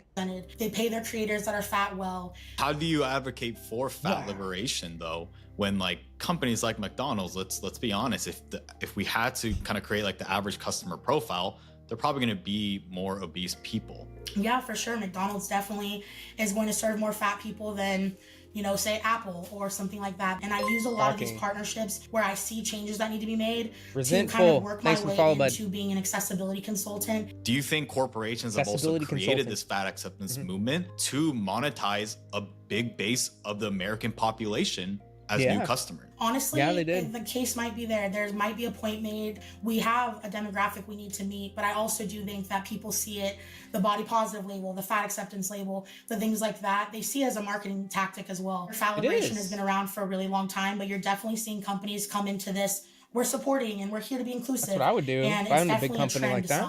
Because I agree with her. It's so much better when a company is actually honest to their values instead of just pandering to whatever trend. Like, I just feel like you can trust that way more. That's exactly why I use my sponsor Cook Unity to get restaurant quality healthy dishes. Now I understood why I was saying that, because I was all like, kind of switch gears on I'm Japanese and a food snob, so trust me when I say that these meals are actually fire. And especially this butter chicken made by Chef Brad and Chef Banu. And look, I've had a lot of curry. The sauce and the meat had a lot of flavor, and most importantly, I didn't feel slumped after eating. I don't feel it's healthy, it's easy, and it saves me a lot of time without having to cook or grocery shop or do the dishes, so I can actually maximize my time making these damn videos for y'all. So get 50% off your first order of Cook Unity meals at cookunity.com/gen with code GEN at checkout. Because whatever your goal is, what you eat is important, and there's absolutely no denying that when you eat good healthy food, you feel way better than thanks for the follow, buddy. eating McDonald's. But this also shows exactly why McDonald's are sponsoring fat activists, because unfortunately they do know who their audience is. That makes sense, because brands are gonna want to find audiences in which they can sell to, but the problem is that it's also infiltrated others. Washington Post found that dietitians using hashtag no bad foods, hashtag food freedom, and hashtag ditch the diet are encouraging their followers to eat whatever them makes happy. These are dietitians. It's just like when that stupid idea of intuitive eating came out, so people would stop tracking their calories and inevitably start eating more food. Okay, intuitive eating is a great tool to use if you're not on a diet and you're just trying to monitor the way that your body feels in order to determine your intake.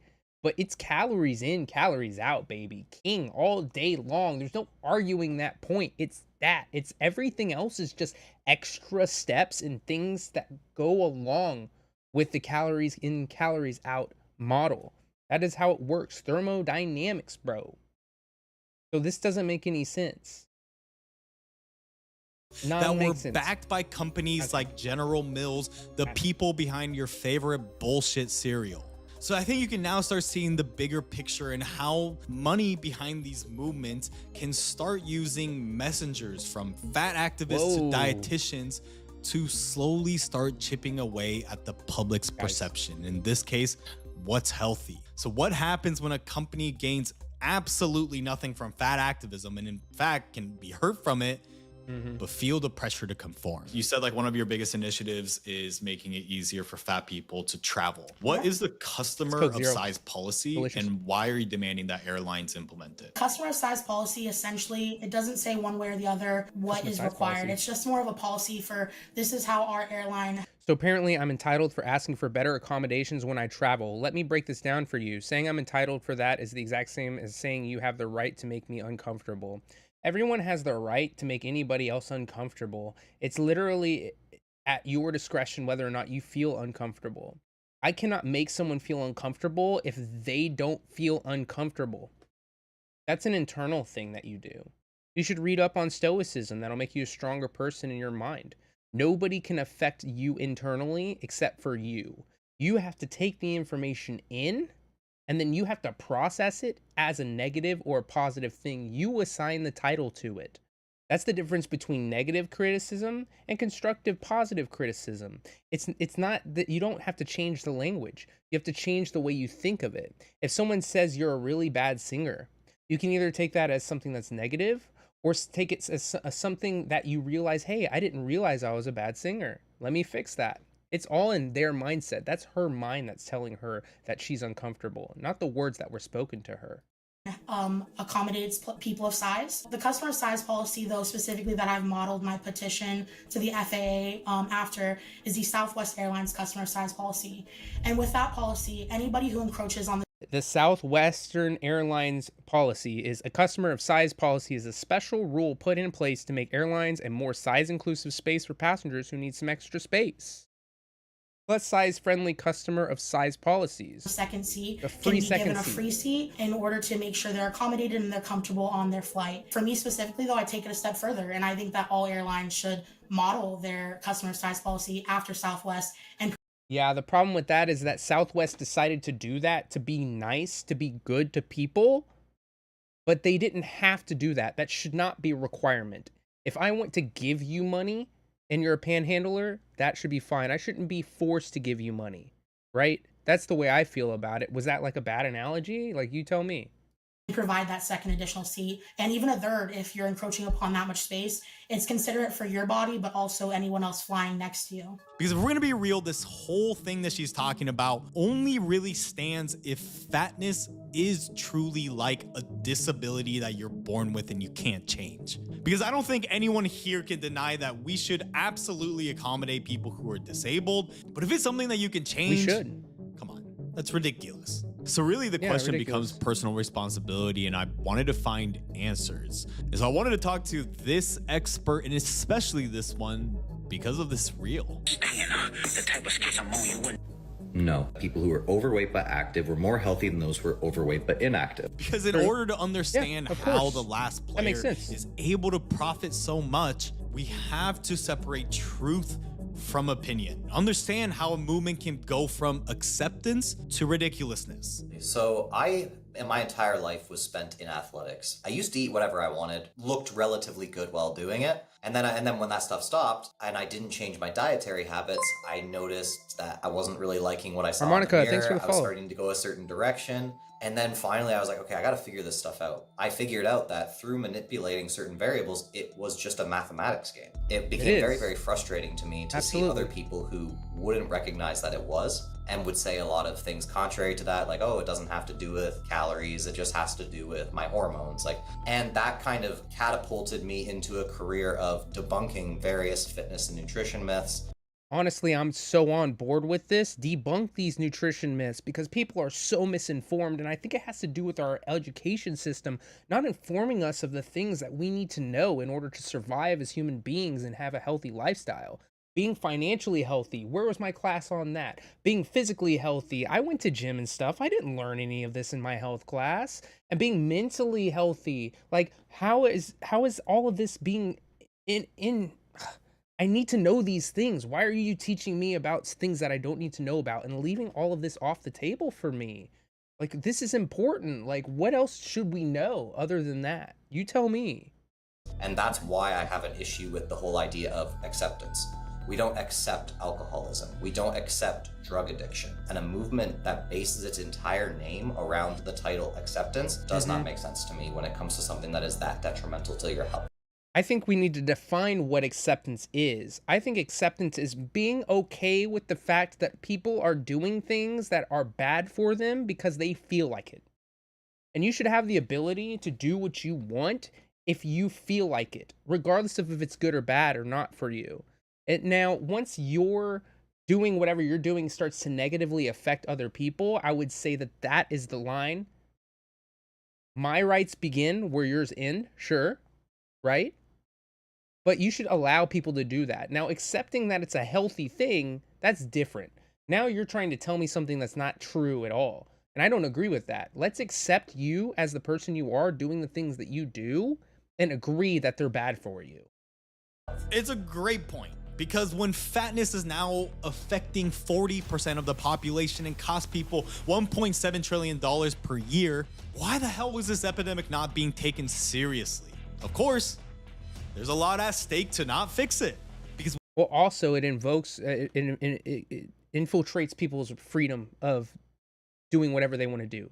They should be free to be able to do that. And they should also have repercussions for doing those things. Higher health insurance policies. Higher rates whenever they do get health insurance. They should get have to deal with the fact that they do have to pay for 2 seats at the airlines. There should be a negative side of doing something that isn't good for you or good for society. And there should be a positive side of doing something that is right for society and good and healthy for you. And the benefits should be, I pay for 1 seat, my insurance is lower. There's a lot of good things that come out of it, but you should be able to opt out of that and eat whatever you want. That's what I think. When you have a golden ticket that convinced people that you can solve their problem with no extra work, you spend all the ad dollars in the world to keep it that way. And the most ironic part about this final player is that even though it's benefiting the most from the fat acceptance movement, it might also be the very thing that ends it. Ozempic and the body condition of most of the people at the Golden Globes shows that the fat acceptance movement was all a scam. The moment that you were able to get rid of all the fat that everyone was trying to accept with the little effort of putting a needle inside of your body, everyone's idea of fat acceptance has collapsed. Go figure. We knew this. We knew it was all disingenuous, and we knew that it wasn't true. Lizzo's a great example of that as well. So if you disagree with me, let me know. That you had an easy route out of being overweight. Body positivity went out of the window. That's so true. Because what the hell happened to all the acceptance? Exactly. I mean, just look at the sales over the last few years and what it's projected to be. And now look at their stock that has exploded to become one of Europe's most valuable companies. And now we have unbearable celebrities like James Corden's to those that yap about acceptance like Oprah, who literally used to back Weight Watchers that actually promotes like real diet and exercise, to now all of them using Ozempic. And it's also not just the fatter celebrities that are using it. It's becoming an epidemic, and I think Ozempic's only just great. the beginning. How common are you seeing Ozempic? I think Ozempic is great. Here is why, even though nobody asked me, is that Ozempic allows you to lose weight and it allows you to deal with less hunger during that process, which is the shitty part of the process, right? But the thing is if you don't exercise and lift weights and then you don't get off of it and wean yourself off of it properly, you become this skinny, fat, skin and bones looking ass, and it is not a good look. It isn't a good look. It looks unhealthy. You look emaciated at that point. So it's a tool. It's a part of a system that you can use to make things easier. It is not a end-all be-all of weight loss. You have to understand that. It still takes effort. Whether it be amongst your clients or people you know. It's incredibly common. I'll deal with people every day who are like, oh yeah, my aunt is on this, my cousin's on this. What's next? The next step is to turn people into helpless beings or make them believe that they are completely helpless and that they must medicate for it. And so that is going to become the logical conclusion rather than a last step. It's starting to become more popular too in the bodybuilding community. Because one of the main mechanisms of action for GLP-1s is that it does. What are the chances that that guy's not on steroids? Like, you tell me, is it like 1 in 10? 10% chance? 20% chance? 100% chance he's on steroids, maybe? It's like he's injecting himself with shit too. So you'll get people who are trying to cut down to body fat levels that aren't sustainable, and the leaner you get as a bodybuilder, the hungrier you get. So it's reached everyone, process. But especially middle-aged older women, and it's no coincidence that that's also the group that's most represented by the fat acceptance movement, because come on, there's no fat acceptance for guys. Because what if I told you that Novo Nordisk, the company behind Ozempic, donated $500,000 to an advocacy group called the Obesity Action Coalition and hundreds of thousands to other similar various advocacy groups? But now they're trying to change policy and they're targeting specific groups in order to achieve that, like giving thousands of dollars to Black organizations, such as sponsoring a panel at the Congressional Black Caucus Conference. We'll get to that in a sec, but is it also why they decided to target Black creators like Jalen? Have you been approached by Ozempic to sell to your audience? Yeah, I've been, I don't think I can say Ozempic specifically, but I've been approached by these like agencies that are working with, and I probably get an email a month asking me if I'm interested in pushing the GLP-1s, and I've actually spoken out against Ozempic and worked with a company to help people sue Ozempic for the medical and health conditions that they were causing and that their product was causing harm. And so, if I may ask, how much have they offered you? We're talking probably over $10,000 per post for pushing Ozempic. For like a single Instagram post. They got the money for it. A single Instagram post. What other kind of products have they reached out to you about, like weight loss pills? I don't think she's a good poster child for it. I've had someone offer to give me bariatric surgery. If I flew to their country, they would completely cover the cost and my expenses to stay in their resort thing while I get weight loss surgery. And that was for a company based out of Turkey. And I've had them reach out probably 5 times over the 6 years I've been doing this. Look, I disagree with you. I believe a lot in health, fitness, and keeping what I consider a healthy weight. But the fact that you're standing on your values and frankly standing on business, I commend that a lot.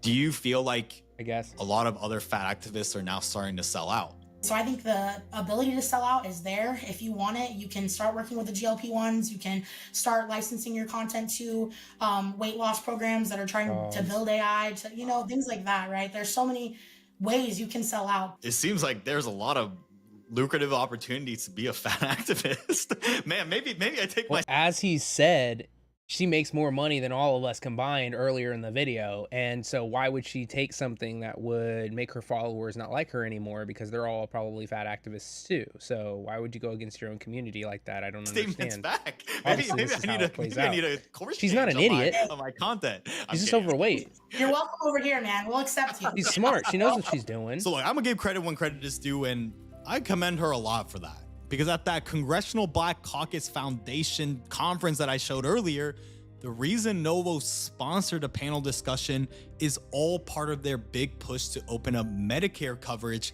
to include weight loss drugs like Ozempic. Because as you can imagine, that will substantially increase their profits. And what they... I don't think it's a profit thing of course it's a profit thing. I don't think it's just a profit thing. I think that if we do allow that to be covered under medical insurance and people lose weight, the cost of medical insurance is going to go down. Most of the people who are overweight are a severe drain on our healthcare system, and our rates are already sky high being in America. So hopefully we do allow that to happen, because if we're giving people drugs to lose weight instead of them keeping the weight on, we're going to save money. Our premiums are all going to go down, baby. We should all be hoping for that. They did is that they strategically make people healthier again. Panelists that would tout their message, like Dr. Fatima Cody Stanford, a Harvard Medical School professor that specializes in obesity, and surprise, surprise, she's received consulting fees from Novo. So there's no wonder why she would go on and make a statement at that conference saying things like, we've denied care for obesity when we haven't for other chronic diseases, instead of recommending the only sustained way of losing weight, diet and exercise. So again, the funniest thing about all this is that Ozempic is literally destroying the fat acceptance movement by targeting and monetizing the very population that was very calculated. So, of course, Big Pharma is benefiting heavily from the fat movement by keeping people on a subscription. But what I found is that they aren't the ones that are profiting most. So the fourth and final player, let's see, is the industry of insecurity. Because what I actually found out most through this investigation is that the more acceptance that you spread, the more your insecurity grows, because the more you start becoming aware of the exact thing that you're insecure about. Do you think in many ways, both fitness and the fat acceptance movement is just profiting off of insecure people? Yes, 100%. That's basically the only reason why anybody would want to be thin other than being healthy. That's like, if you want to be healthy, that's one reason why. If you want to be thin, that's another reason why. If you want to be socially more attractive, that is the main reason why for most people. I like going to the gym because it de-stresses me. I like going to the gym because I like to feel healthy. I like to go to the gym because I like to look good. Now, the percentages of why I go to the gym might vary depending on my personality and how I'm feeling at the time. But for the most part, it's the first two. The third one is just something that comes with it. I don't ask for it. I just, like being a little bit fit. I like being able to go do activities and stuff and not being exhausted. Wow, right? Muscle is for vanity reasons. They might not necessarily be happy with their physique. They might be dealing with some severe body dysmorphia. If at any point you think that getting to said physique is going to make you a happy person, it's just not true. But with that said, acting on your insecurities doesn't necessarily make it bad. Do it right, and it can actually be the motivation for you to finally change. Because let me tell you, the worst position to be is in indifference. So at the end of the day, we're all gonna be influenced and monetized by something. Like if you're watching me still, YouTube and I are monetizing your attention. And so the question becomes, what will you choose? Because how you use and view your insecurity is the difference between signing up for the gym, signing up for Ozempic, or deciding to say f it all and staying fat. Let me ask you, do you think normalizing fatness downplays the undeniable serious health risks that are associated with being at a fatter weight? I absolutely do not. This is the fact. Fat people exist now. Fat people have always existed and they always will. But I agree, like fat people have always existed throughout history, but we are seeing undeniably unprecedented levels of obesity, especially in this country though. So I don't think we can also downplay that though. Health looks different to all, and you are right. There are many diseases that are, made worse by your weight. So I understand that, and I respect that perspective. I just also think that there's an argument to be made that you can be healthy at any size. That's not true. Clearly, we may never agree, but just as fat activists shouldn't force society to conform to their beliefs, I'm also never going to force people to conform to whatever I believe. But with that said, with freedom comes responsibility and accountability over our choices. And until you can understand power and how it influences movements, you will be powerless to the movements designed to influence you. And so to help you with that, sign up to a free weekly newsletter where we uncover the money behind today's issues and also help you better understand how money and power works. Because frankly, we can't change the system, but if you learn to study their moves, you can learn to use it the right way. And click here to watch the next video, somewhere here. That was a pretty good video, guys. I kind of agree with what he's saying. I'm kind of on his side for this stuff. I don't think that you having Ozempic necessarily makes you healthy whenever you're losing weight, unless you pair it with healthy habits and a healthy lifestyle for future longevity in that space. I don't feel like being overweight or being fat is a bad negative thing. I think that if you want to do something like that, it's just like smoking cigarettes. If you want to smoke cigarettes, dude. Don't care. You should have every right to do that. But I don't want you to tell me that smoking cigarettes is healthy and it should be accepted that they should be able to smoke cigarettes in a restaurant, that they should be able to smoke cigarettes in a hospital, just because it's hate because, you know, equality. That's just not how it works, my guy. It makes no sense at all. It makes absolutely no sense. This is delusional thinking, and it's just somebody who's like, life isn't fair, this sucks, it should be different. It's like, yeah, life isn't fair. It sucks. It should be different. It's no different than anything else, dog. You know, less worried about that than a lot of other things in this world, right? But I guess that's just the way it goes. Let's listen to some of these questions. These are all irrelevant to the video that we will talk to, but we're going to answer them anyways because you took time to write them out, and I appreciate you. What's your favorite video you've ever seen from another YouTuber? I really, really am into a lot of the financial TikToks. I am really financial YouTubes.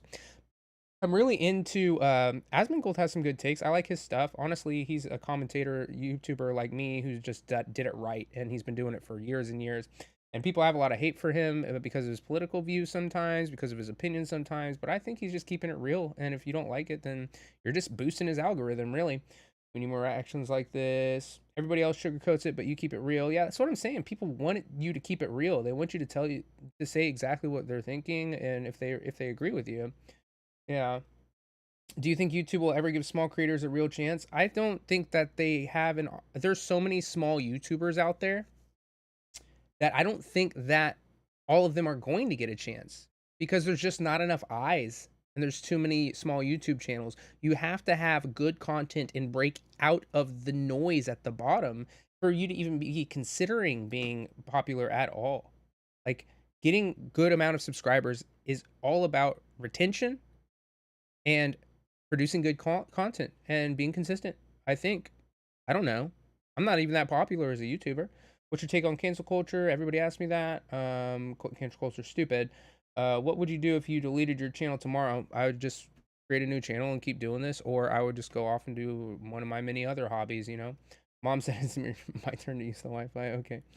Have I ever had to delete a video? I sure have. I sure have had to delete videos. I wasn't deleting videos at first, but some of them, they just don't hit and they're not good for the algorithm and they're just not fun to watch. Like, I'll be like, I really didn't have very much fun watching this. I posted it anyways, and I'm like, I don't know why I posted that. Take it back down, dude. If it's not fun, then why even have it in your pool? I'd rather have more quality content and less noise, less bad content. So nowadays, it seems like millions of homeless people are having to deal with existing in New York City, and New York City just doomed 2 million of them. This is a video by Cash Jordan. He makes a lot of YouTube videos about immigration, migration, and the social issues around New York City specifically, because that's where he lives. So let's listen on and figure out what he has to say. And its partner Columbia University shows 1 in 4 living in New York City are experiencing poverty. That's nearly double the national rate. And the prices at the grocery store, well, they're 1 in every 4 New Yorkers. That's over 2 million people doomed, trapped in a downward financial spiral that may so expensive to live there. How can you afford it? In spite of the fact that New York only elects self-proclaimed progressives and socialists who've been promising to fix our problems for years, while the cost of living here just seems to climb higher and higher. And that can only mean that $25% of this city's population lives in poverty on purpose. Food carts are chained to a fence to hold the patrons' places at a pop-up food pantry, a sign of the times. Costs in New York City have increased $10 for a gallon of milk. I mean, while it's good quality milk. Went up just 71%. Now half of all New Yorkers are struggling. I lost my job, and drinking gasoline, HRA it's cheaper. Wasn't giving me enough food stamps, so sometimes at the end of the month I wouldn't have enough. We used to service roughly around 200 families. We're now servicing on one single day. We're serving close to 400, if not above. We're giving food away to people who live in a city they can't afford and won't move out. Pays money for far too long. $6.4 billion is how much New York City has spent Who needs on to the get fired migrant for crisis this? in the past 2 years. And Mayor Eric Adams says he is furious. We could have spent $600 million on 2,000 guiding counselors and social workers in schools. Half of New Yorkers told Could us have, that they are but having to your go into cost debt of living in so order high. to How could you? purchase food for their families. This is not just impacting financial health, but physical and mental health. Last time I was in New York City, which was about 2 months ago, it was absolutely wild. I did not like being there in the sense that when I was walking down the street, there was just a whole bunch of people causing problems and being homeless. In my experience, I was in the middle of Manhattan though, so I might have been in just a place that was bad to be in. I don't know. I don't know the areas that well. But it's crazy to see how many homeless people were out there. Insane. I thought Texas was bad. I thought LA was bad. I haven't been to LA, but I heard it's really bad. So as New York City falls apart, its apartment prices keep climbing as people fight over the few available homes that are left. And what nobody running this place wants to admit is that this proves progressive policies are nothing but a disaster for middle-class residents who can't find homes during a housing crisis caused by our leaders refusing to pass laws that allow modern buildings higher than 4 stories in rich neighborhoods, forcing people to part with eye-watering amounts of rent for very little in return, which just makes it harder for people to shop in our grocery stores, not because Key Foods is greedy, but because their prices reflect the reality of doing business in a place that's gone full progressive. Don't ever go full progressive. It fails every single time it's tried because progressive policies result in the opposite of progress. Taxing businesses to the brink while allowing crime to run rampant in our stores, forcing prices to rise faster than inflation, which results. When I was in New York, I couldn't get to anything. I walked into a drugstore to get something for my headache. Every single thing was behind glass. You had to have somebody come over and open the glass in order for you to get it there. I know that has been happening recently in our stores here in Texas. I went to Target, and in the electronics section, sure, it makes sense. Small items, high value, easily stolen. But they are giving people the ability to steal massive quantities of stuff with a slap on the wrist. It makes no sense. In people experiencing the opposite of financial independence, with many consumers now going into debt just to pay their rent and put food on the table, turning what should be the American dream into a never-ending cycle of wage slavery that leads to misery and spells financial doom for people who in many cases are tough overachievers, yet have their lives robbed from underneath their feet by backwards policies. Which brings us to the real reason 2 million New Yorkers now live in poverty. Nobody can out-earn a system that's deliberately designed to steal as much of their money as possible and spend it on things that don't benefit them or their families. Like the billions funneled to companies who make bank off New York City's self-sustaining asylum crisis, supplying everything from hotel rooms to clothing and medical. Love to own a hotel in New York City where they have all of these programs to put and house immigrants because they are getting government money every single day, consistent, dude. Money, care for an unlimited number of travelers from all across the globe, creating a tough situation for many New Yorkers who need help but feel they aren't getting it. And as you're about to see, the way many New Yorkers live with this expensive new reality just wouldn't make sense anywhere else in America. I guess. So many keys, dog.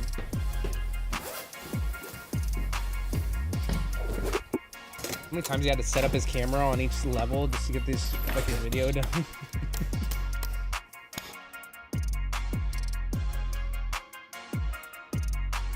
Oh, he's got the keys to the apartment. Oh, I see.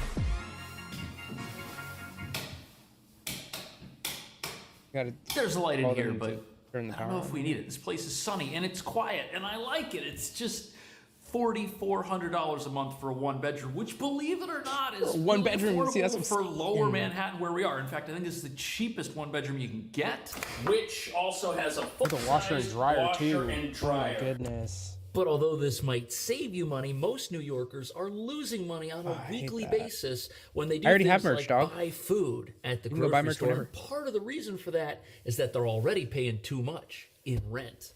People are actually going into debt and suffering real physical and mental health effects because of the monetary strain. 86% of us see and feel it. The cost of buying food and feeding our families going up, and it's rising faster than our wages. So last month, average rents in Manhattan hit a new record at $4,500 per month, which is $100 higher than the previous average rent record here, which supply and demand. Supply and demand, baby.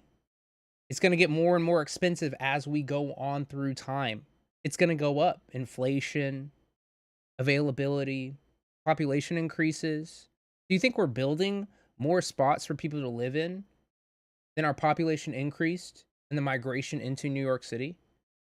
Do you think that wages are going up equally during the whole process? They're not. It's going to get worse. It's going to get a lot worse. If you can't afford to move to New York and live in New York, please do not go there. Don't make this worse.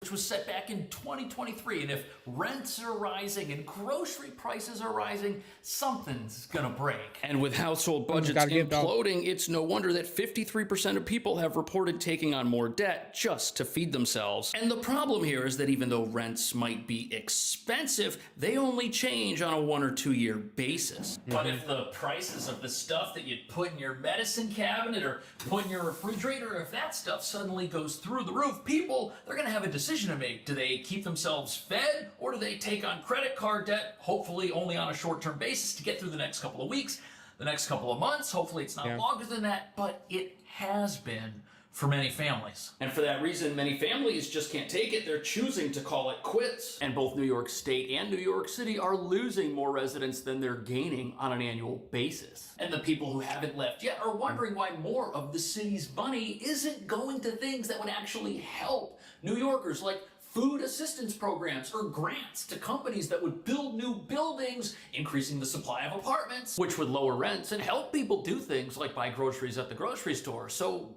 that's got many people asking, where does all of New York City's money go?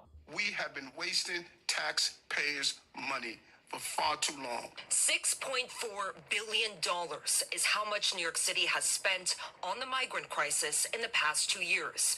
And Mayor Eric Adams says he is furious. We could have spent $600 million on 2,000. He's not that furious. He actually has power to do something, and he hasn't done anything, dog. So, okay, that's a lot of money, and it's hard to argue that had it not been used for other purposes, like grants to developers who could build new buildings, that New Yorkers today wouldn't be facing a very different situation when they look inside their refrigerators. That's true. That's true. Supply and demand does work. And if there's more supply, there's less that you have to pay for each one of your opportunities to rent.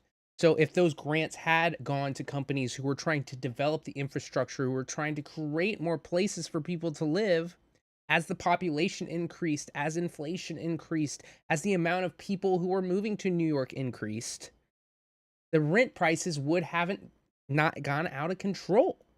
You might have been able to actually afford something. It would still be super expensive, but you'd be splitting rent with less people when you lived in your box with 3 other people. Now you're living in your box with 2 people, and that's a lot better.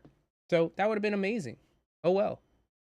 Costs are the biggest cost anybody has who doesn't already have a free place to stay. Lower rents would solve most of the problems New Yorkers are facing. Because with rents being the largest fixed expense most people have, everything else a household spends has to revolve around that number. But with the asylum crisis, New York City found itself in a no-win situation because our laws mandate that anybody who needs a temporary place to stay get one. And since our laws also mandate that we are a sanctuary city, those laws apply to anyone who finds themselves here. Creating a legal catch-22 where no matter who the mayor of New York City was at the time, they would be forced to oversee these policies. But even though there are many people who have serious issues with that viewpoint and say that the mayor could have stepped in and changed how things were handled here, you've got to agree with one thing, which is that the way New York City went about handling the asylum crisis probably caused a little bit of extra inflation.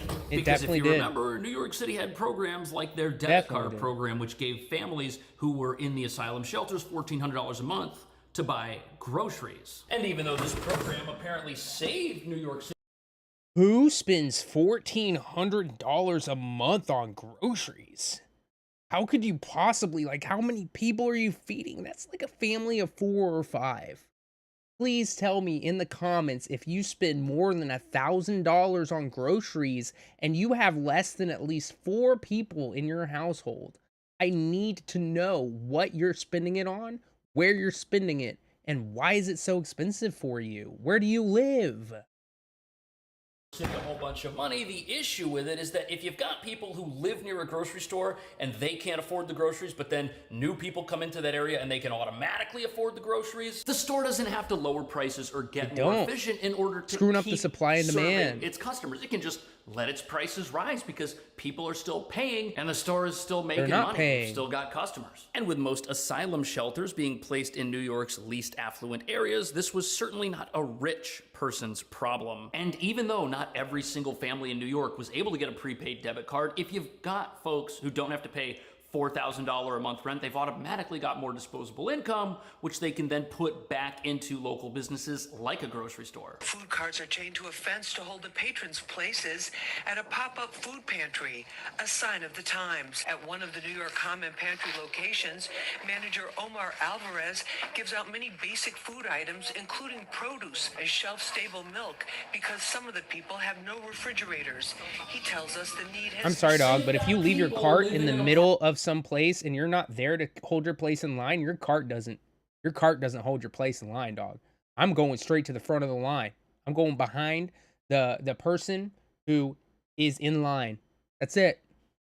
That's it. Your cart ain't holding shit. Pay thousands of dollars a month, but they don't even have refrigerators to keep their food cold. No. And between their rent and the high prices at the grocery stores, many people find themselves at food pantries for the very first time in their entire lives. And whether you agree with the asylum crisis, how it's been handled or not, one thing's for sure, appropriate steps have not been taken to make sure more of New Yorkers' money stays in their pockets. And while the solutions to the money problems faced by many residents are so simple and so obvious, the most ridiculous aspect of all of this is that even though we're in a progressive city where everyone elected claims to one person could live there, no problem.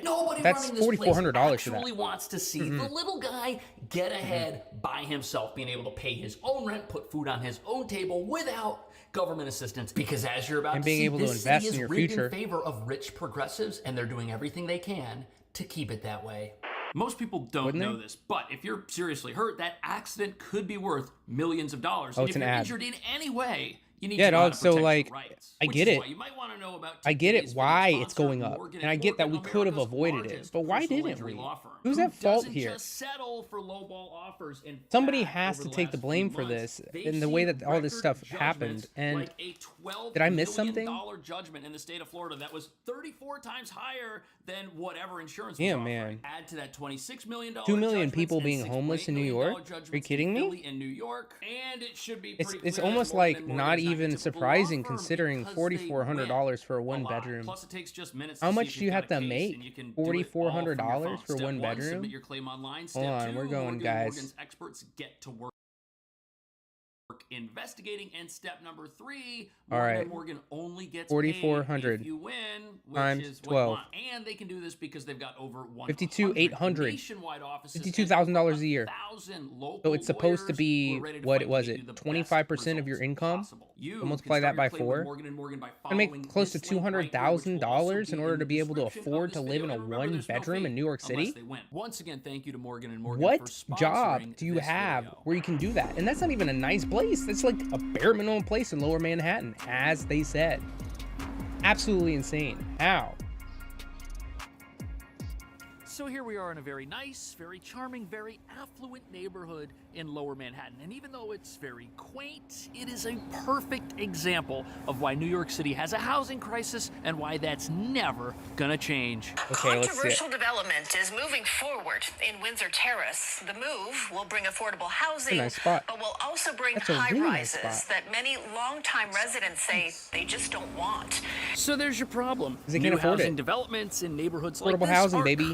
controversial because what they threaten to do is to lower the value of all the property you see around here that is stuck in the past. And for that reason, residents who live in old buildings like this want to force all new construction to look exactly like what you see here. This modern building right here is actually a fantastic example of how zoning works. As you can see, it is the same size and height as the old historic buildings that flank it on either side. And what forcing buildings to conform like this does is it restricts the number of people who could live somewhere. You'll always have a certain number of units in this space and no more ever. And that's how neighbors that live around here, you can't build like this, super rich people, want things to stay. But it gets even worse. Like, I totally get it. You don't want one building to be a sore thumb and like, but it's almost a necessity now. You have 2 million homeless people. You should be removing regulations that minimize the amount of space where people can live. This makes no sense just so it's aesthetically more pleasing. I get it. We want aesthetically pleasing. We like the way things look sometimes, especially with the classic look mixed with the modern look. Can look weird. We allow that. It's not an aesthetics thing. So why can't we build up taller if it's not an aesthetics thing? What's going on here?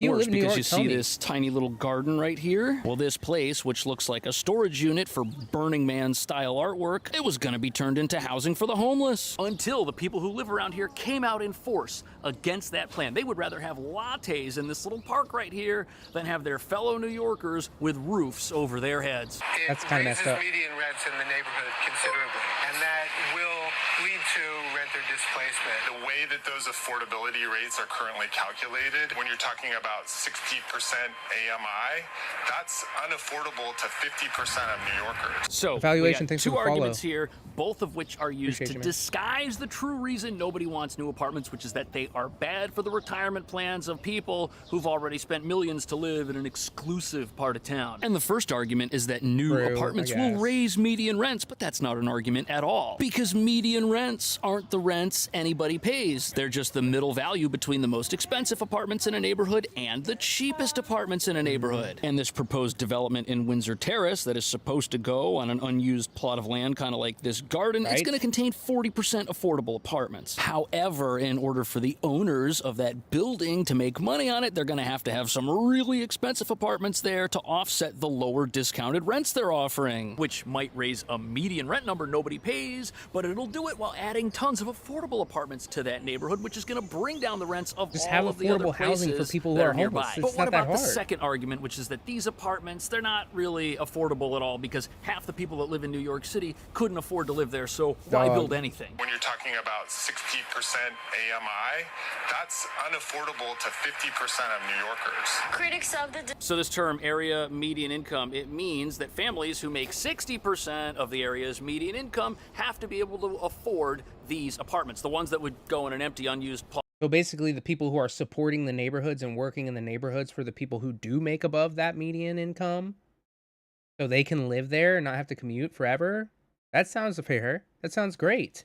A lot of land like this garden behind me. And even though the person on the news might be correct, perhaps these apartments will be too expensive for 50% of New Yorkers to live in. But the people living there will still have to be 40% poorer than he is. And this would do a great deal towards lowering the overall cost of living in that very neighborhood, while being a good business decision for the property developer. Higher food prices, rising rents, and lower wages is forcing many Bronx residents to stand on lines to get donated food for the first time in their lives. You know, it's so backwards that we've got people in wealthy neighborhoods protesting the creation of apartments that would get people out of those food pantries. And this is in a city that claims to be progressive and compassionate. So we're doing everything we can to keep people standing in line at a food pantry instead of letting them benefit their own lives by keeping more money in their pockets. And right now we're watching the wealthy cling to the sanctity of their exclusive neighborhoods, even when giving that up would really benefit their fellow man. And what that means is that as nice and charming as a neighborhood with tiny little buildings might look, it is the reason many New Yorkers are living in poverty. What do you think about that? Should New York build homes for New Yorkers who don't have them? Or is the status quo we have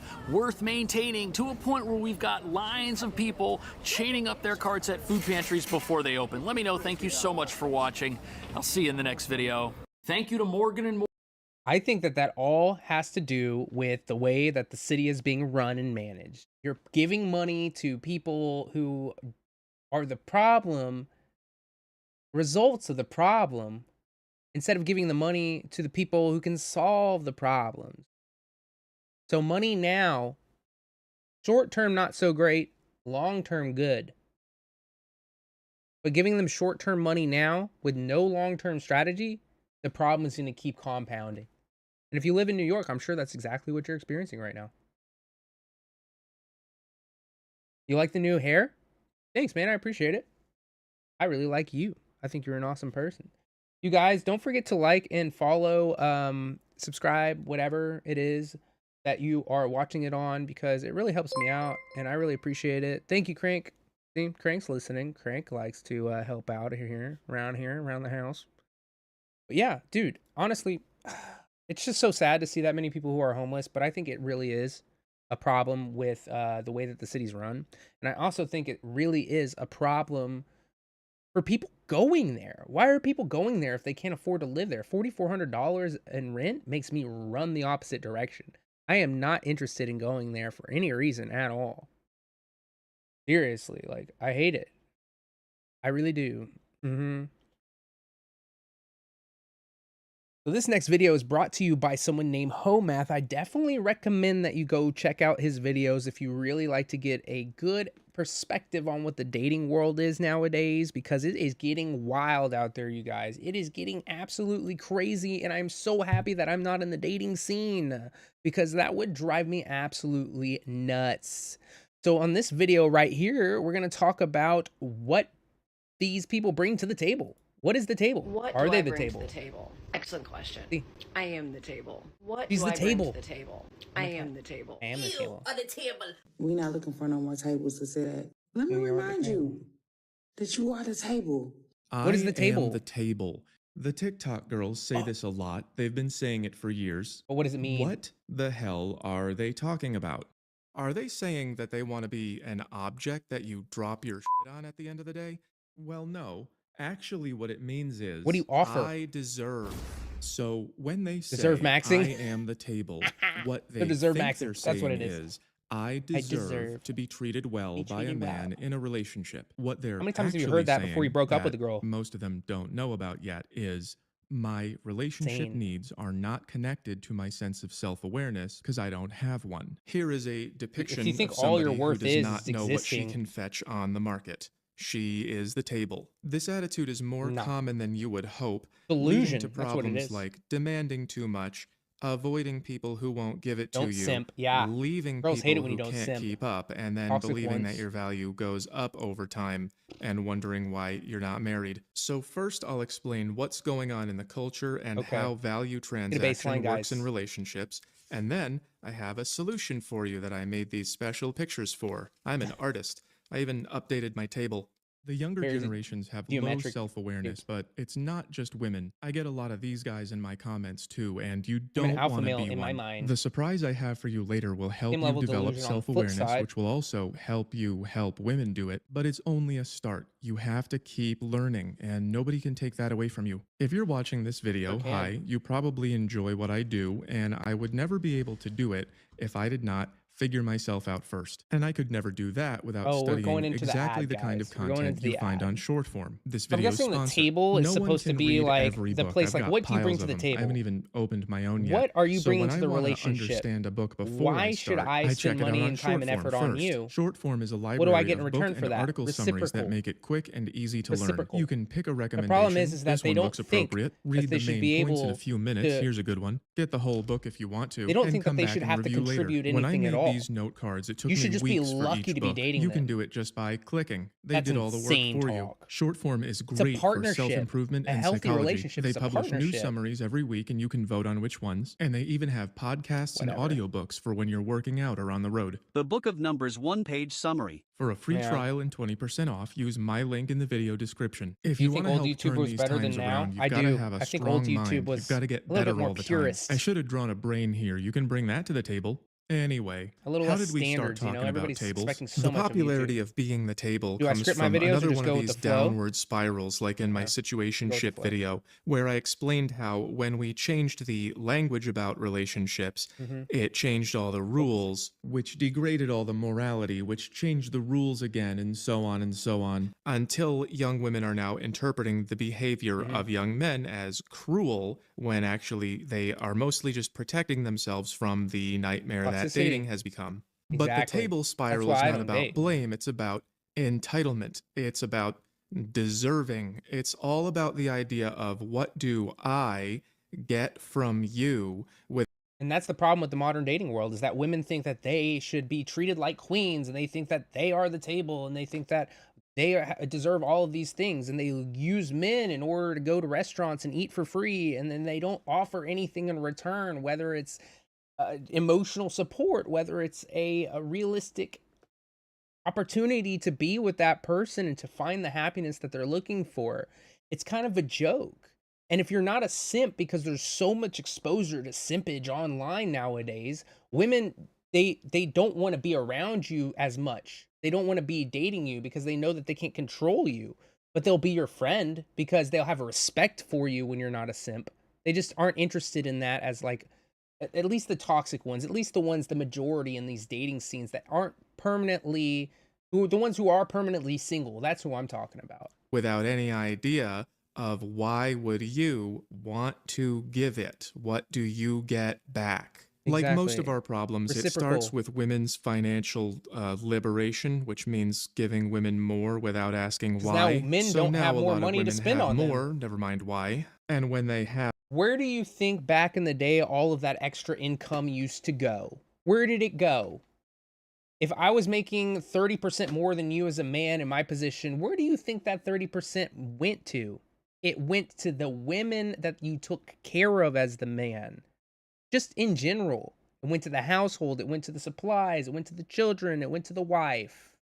That's where it went, dude. So now that we're on an even playing field as far as income goes, we don't have that extra money. You have the money now. I have the money equal to yours. We should become more equal. But that's not how it works. They want to keep their half, all this money that they're making. And then they want you to spend your extra 30% on them still. So being in a relationship as a woman saves you money. Being single as a man saves you money. Being in a relationship as a man, you have to spend money. And being single as a woman, you have to spend more money. That is the thing. Have more, they no longer respect men with less or even a similar amount. And when women don't respect you, then you are icky because now you don't have the power to do something for her that she could not do for herself. Very unimpressive. So men are no longer good enough unless they give more, even though they no longer have more, never Switching mind the why, averages which over. makes relationships expensive and risky for most. I think he's insinuating that women want somebody who are better than them. And the fact that there are less women who are worse than men now than there ever has been, the pool of men on the opposite end of the bell curve is smaller. And they have to fight for that person. No one's willing to settle, not in this culture, not in this social media culture. Most men. That's why men are beginning to ask, what do you bring to the table? I bring art skills. I'm a sensitive genius. Men are saying, you want all this stuff from me, which costs me, and what do I get in return? Nothing? I get to watch you Nothing. have it? Can Say I get a nothing. hug? So, to review, making more money than me is attractive, so when men make more, it's easy to find one, but also, men should not make more money than me, There's never that bell mind curve. why, which means that fewer of them are attractive. And when we're done with that, then where have all the good men gone? So what do you bring to the table means, why would I want to pay the cost of being in a relationship with you? I'm skeptical that this is worth it because I've seen this happen to so many men and they didn't even get anything on the way there. We're basically trying to avoid this. If daddy does dishes, then he can have beer. Otherwise he can't because mommy's in charge. And I'll do a naked hula dance if you change diapers. Otherwise I won't. Imagine that's what she brings to the table for 10 years and then you lose your house. And that's not even the worst case scenario. So what do you bring Definitely to the not the table worst is case a scenario reasonable for sure. question, but That's the a great- TikTok that's a girl great scenario, response dog. is just another trip down the spiral. Here's a fairly standard answer. Y'all, where are the men that are just giving women money for just looking good and doing nothing? Because SugarDaddy.com, baby. Bring anything to the table but myself. That's what's up. And another. This is what I bring. So bronzer, powder, lip balm, We don't care about that. hairbrush. And if those girls were too subtle for you, this one should get the point across. The music really sells this one, but I can't post it. Also, she got POV wrong. There's the ever popular dashboard monologue.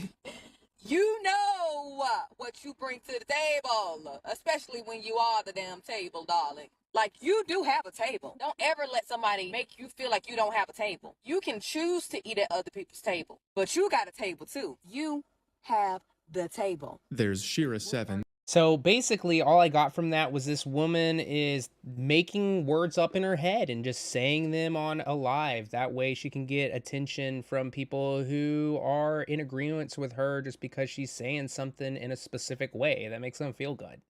Like, dog. Like, formulate a good thought. I know I don't do that very often, but Jesus. My God. And the sprinkle lady, which means give me money. Sprinkle, sprinkle. If you want a woman to bring something to the table, go to IHOP, sprinkle. or you can tip her, baby. Salt Sprinkle, Bay. sprinkle. If I bring something to the table, you're going to be mad because it's going to be another man. And the memes that follow. What do you bring to the table, Miss Nothing? I'm not no waitress. And if I was, I'm putting extra food on that bill so you could give me extra. And of course, endless advice. If a man is asking you what you bring to the table, it's already an error. It's a problem. This is not a person you want to date. They're not looking to expand with somebody. Three things you can tell about a man who asks what you bring to the table. Views relationships as transactional. He has unmet needs. He dehumanizes a partner. They even made table templates.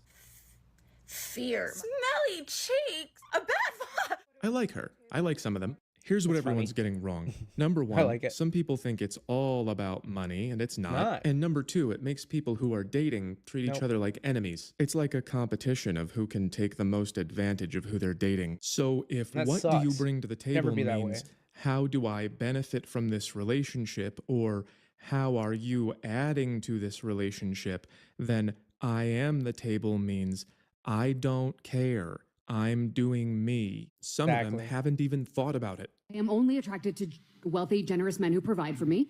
That's all I've ever dated in my entire life. It's all I ever would. I'd rather But be she's a single gold than digger. split bills.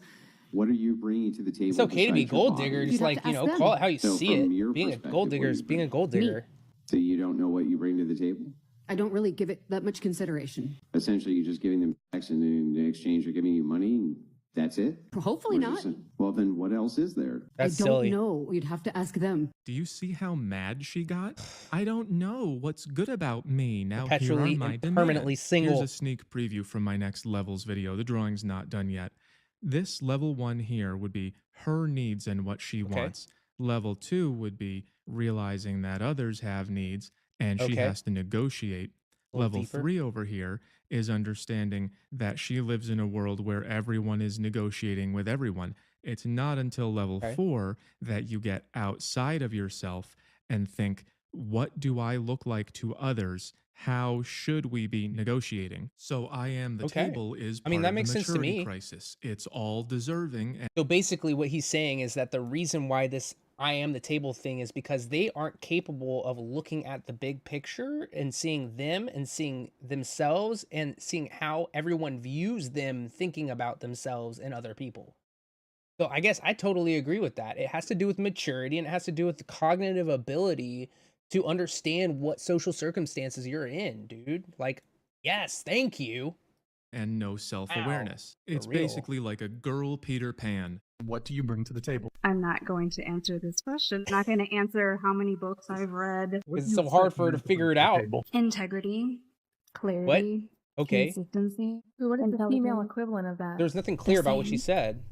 Then why wouldn't you just say that? She wouldn't say it because she doesn't want to admit that what other people want Yeah. matters. And the thing about that is, other people don't agree. You ask me what I bring to the table, I'm bringing myself. I'm peaceful, I'm caring, I'm loving, I can listen. Those are Whoa, good hang qualities. on a second. Did Those are she good just qualities. name things about herself? I'm peaceful, I'm caring, I'm Good, loving. So you might say those are things that she brings to the table, and she named them. You could try that. This I generation don't of disagree. women I think thinks that's that the table is all about money. If you date and if you Yeah, marry a usually what it you bring is. to the table type of guy, you're going to be fighting over the toilet paper. You're going to be fighting over No. who bought the rice. And yeah, No. money matters more than No. it used to, never mind why. But you're really killing this conversation before it even starts. People trade a lot of things in relationships, and that's really all relationships are, trading things about you, whether you have to or you want to. Relationships are transactional. Some people don't like that word. They say things like, I don't want to be chosen for what I offer. I want someone to like me for the real me. But there is no real you. There's no such thing. What is the real you? Good Who are question. you? Who am Have I? you ever thought about that? Have you ever said it out loud? You'd have to name things about yourself, wouldn't you? And those could be anything.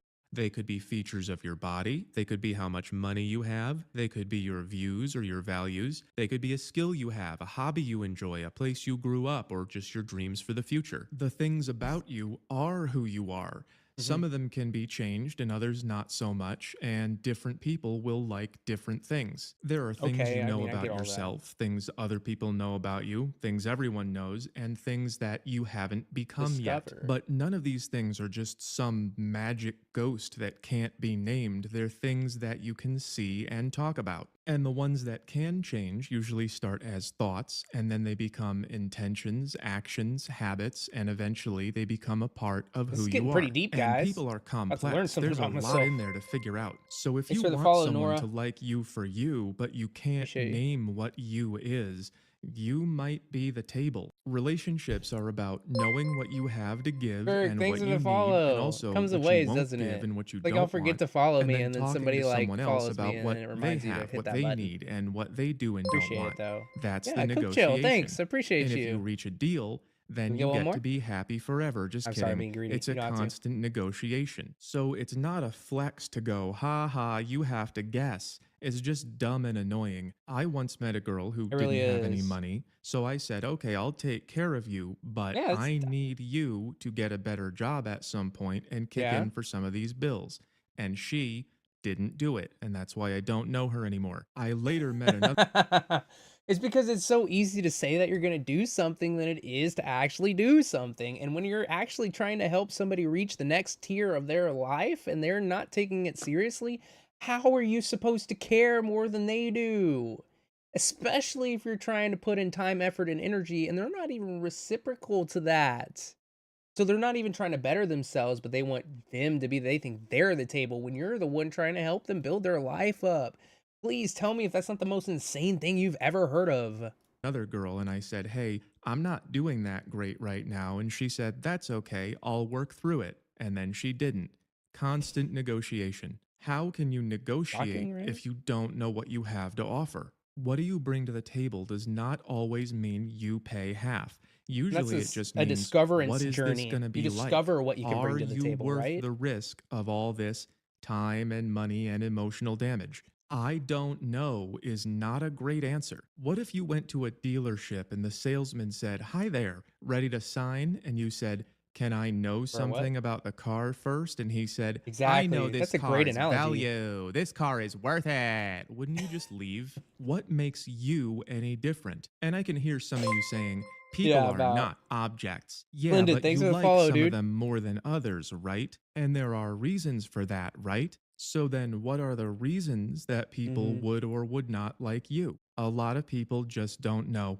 And that's why I made something for you. You just It's finished a eating? self-awareness Good. exercise. There are some baby. explanations to Get get fat you and started, sassy. Get some fat and drawings sassy. to help you visualize, and finally a worksheet where you can compare what you This guy offer is- to what he other makes some people banger want, so videos, you can and gauge how love well him or things hate are him, working. You can he's use kinda the right table about a lot of alone the or stuff. with others. I designed And at it least for he dating, has but a you can use reason it for why. any relationship. At least he has a Consult the reason table why table he to get came to that started, and you conclusion, can right? get it for yourself or for someone who really needs to figure things out. The exercise will lead you through what the table is, new ways to think about Yeah. who you are, No, I choices totally you have agree. to make a change, and a little story about me. And So if you're not you the wanna bring a table- little more to the table, you're not the than table, guys. myself, pick it up on my Patreon. What does that even mean? We are not going to fix What does our it mean to be the problems by becoming table? more Women, self-centered. If you delusional want things to be sometimes. better around Perpetually you, you single have to women be talk like what that. fits into those things. taking a look in the mirror is a great Sanity. first step.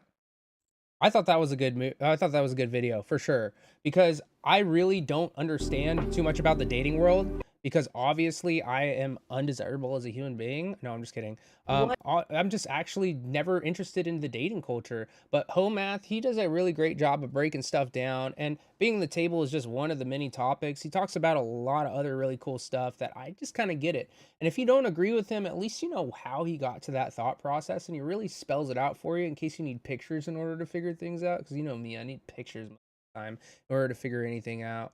So, I mean, I'm telling you, bro. We could go watch a little bit more about the dating scene, you know? So it says, let's see, bro, you're acting the wrong things. Yep, sometimes I do that. Regret covering a topic. Do I ever regret covering a topic? I cover all different kinds of stuff. Usually some of the videos that I do are just people who sent me recommendations for videos. So if you want me to watch the video, send me a recommendation. Anytime, any place, just, you know, give me a subject or something. Give me a search title to go in there.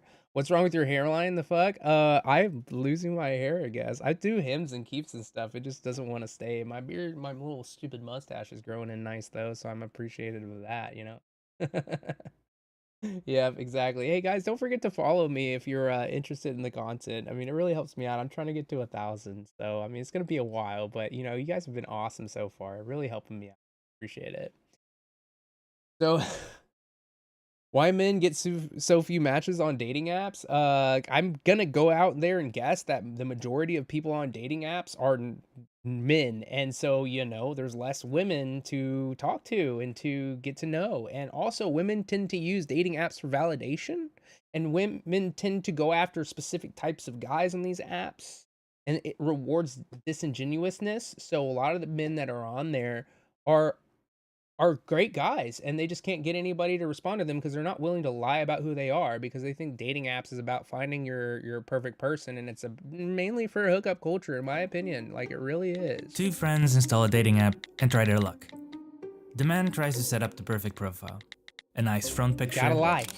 Remember a to group lie, picture guys. to make it seem like he has friends. A picture in Paris to make it seem like he's cultured. Yep. And a picture climbing like he's mountains to doing make it seem things. like he's adventurous. Exactly. After some hard work, the profile is ready. And it goes The nowhere. woman doesn't feel safe sharing a lot of personal information, so she chooses the first picture she Well, can find, Sophia, and thanks for she's the ready to follow. go. They Love start that. swiping and hope for the best. Women don't swipe on. At the end of the day, on when the most woman men. checks her phone, her like counter is full. Practically Yep. every profile she likes is an instant match.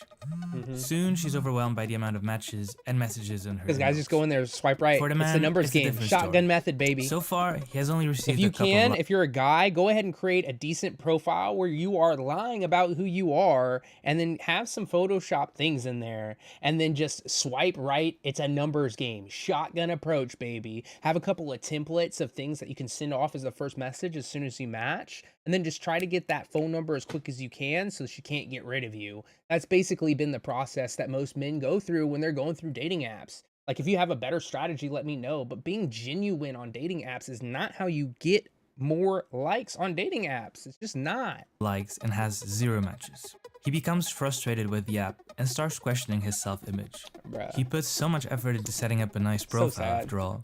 Why can't he get any matches? To answer that question, we need to understand the numbers behind dating apps. I made a simulation of a dating app with 1,000 dummies to try to understand why men get so few matches. Dating First of apps all, can that's paint a- a distorted not the picture right of what the ratio. real dating world is like. I think it's 25, Some 75. studies indicate that dating apps can have a negative Okay, impact thanks for on the follow, brother. self-esteem, with a stronger effect on men. And women often have to find strategies to deal with intrusive behavior from men in these apps. Mhm. It's hard to understand exactly what's going on inside these apps because there's very little data available. However, we can make educated guesses based on the little information we have.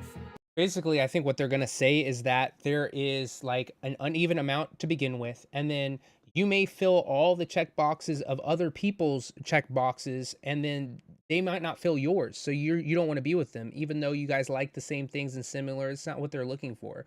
So if you have 100 people looking at 50 women, 100 guys looking at 50 women, that means that maybe one of those people, if you're lucky, will actually be compatible with you and not swipe on you. Like it's a numbers game, guys. You have to play the numbers. It's how this works. I'll start with an ideal, unrealistic scenario, and we'll see how quickly things change when I start adding real-life variables. A side note, we're talking about dating with opposite genders. Same gender dating in dating apps has very different dynamics, and it's out of scope for this video. I think that would be interesting to know. Since we're trying to make an ideal scenario, let's assume we have the same amount of men and women using the app. Let's also assume that everyone sees 100 profiles per day and that every profile is treated equally by the algorithm. I'm going to assume that users like 1 out of 4 profiles they see. This means every user has a probability of 25% of being liked. There's already a lot of assumptions here. I'm not sure if I'm liking this. Some of these parameters aren't realistic, but that's okay. We're gonna start like this and make it more realistic as we go. So, how many likes and matches will everyone get at the end of the day? Let's run the simulation. 0 to 1. Okay, not too bad. Depending on how On average, both women and men get 25 likes and 6 matches per day. I don't think that's true. Why does this look different from real dating apps? No, Let's start with reason number 1. No way it's even. There are more male than female users. Yep. I was able to find user gender data for Tinder and Bumble, 2 of the most popular dating apps in the world. In both even apps, find the there were data. They hide it significantly for a more men reason. using the app than women. In our simulation, I'm going to keep it simple and assume we women have use it 2 for men for every validation. woman. They're not a even ratio looking for somewhere somebody. between Tinders and Bumbles. I ran the simulation again, and the differences were big. Yep. I'm gonna give you a chance to pause the video in case you want to try to guess how many likes and matches users get. Let's see what they said. Previous results, 25 to 25. This made up circumstance, so no, that wasn't true at all. Let's see what the real number is. We now Number of likes average 50 to 12. I told you it's a numbers game, you guys, because there's not that many women on there. So all this 75 men for every 25, I mean, they're throwing likes at them. They don't even care. Number of matches 6.2 versus 3.1. now start to see the first signs of a gender imbalance in the results. Because there are 2 men for every woman, the number of likes received by the women doubled and the number of likes received by the men halved. Exactly. And when we look at the number of matches, something only gets interesting worse happens. from there. Women received an average of 50 likes. Since they like 1 out of 4 Validated. profiles, you would expect them to get an average of 12 or 13 matches. However, they only get 6. That's because now there are so many male users that women don't even get a chance to see half of the users that like them. They only see 100 that makes profiles per sense. day, and there are just too many men in the queue. At this point, it makes sense that women start to It feel a bit overinflates their overwhelmed by the value amount as of well. Imagine having that much validation, and then this is why people think that they're the table. This is why people have all these delusional thoughts about what dating should be like and that they shouldn't provide anything, is because there's always another guy in their line of messages. There's always some guy that they can take advantage of next. And they don't want you if you're not a simp, because if you're not simping, then they're not winning. So that's exactly how that works. Sad. likes they receive. Because they often encounter intrusive behavior from men, that also makes them think carefully about who they give likes to. True. Men, on the other hand, These are are starting weird. to get a bit desperate. The eggplant Because they pics don't in the get a lot of DMs. likes, they know they can't be Not too even look- picky and start giving likes more generously to improve their chances of getting matches. Which leads us to reason Shotgun number approach. 2. Boom. Men give more likes than women. According to They're this smart. New York Times article from 2014, men are nearly 3 times as likely to like a profile than women on Tinder. So let's use those numbers. I'm updating the simulations that women and men give likes in 14 and 46% of cases respectively.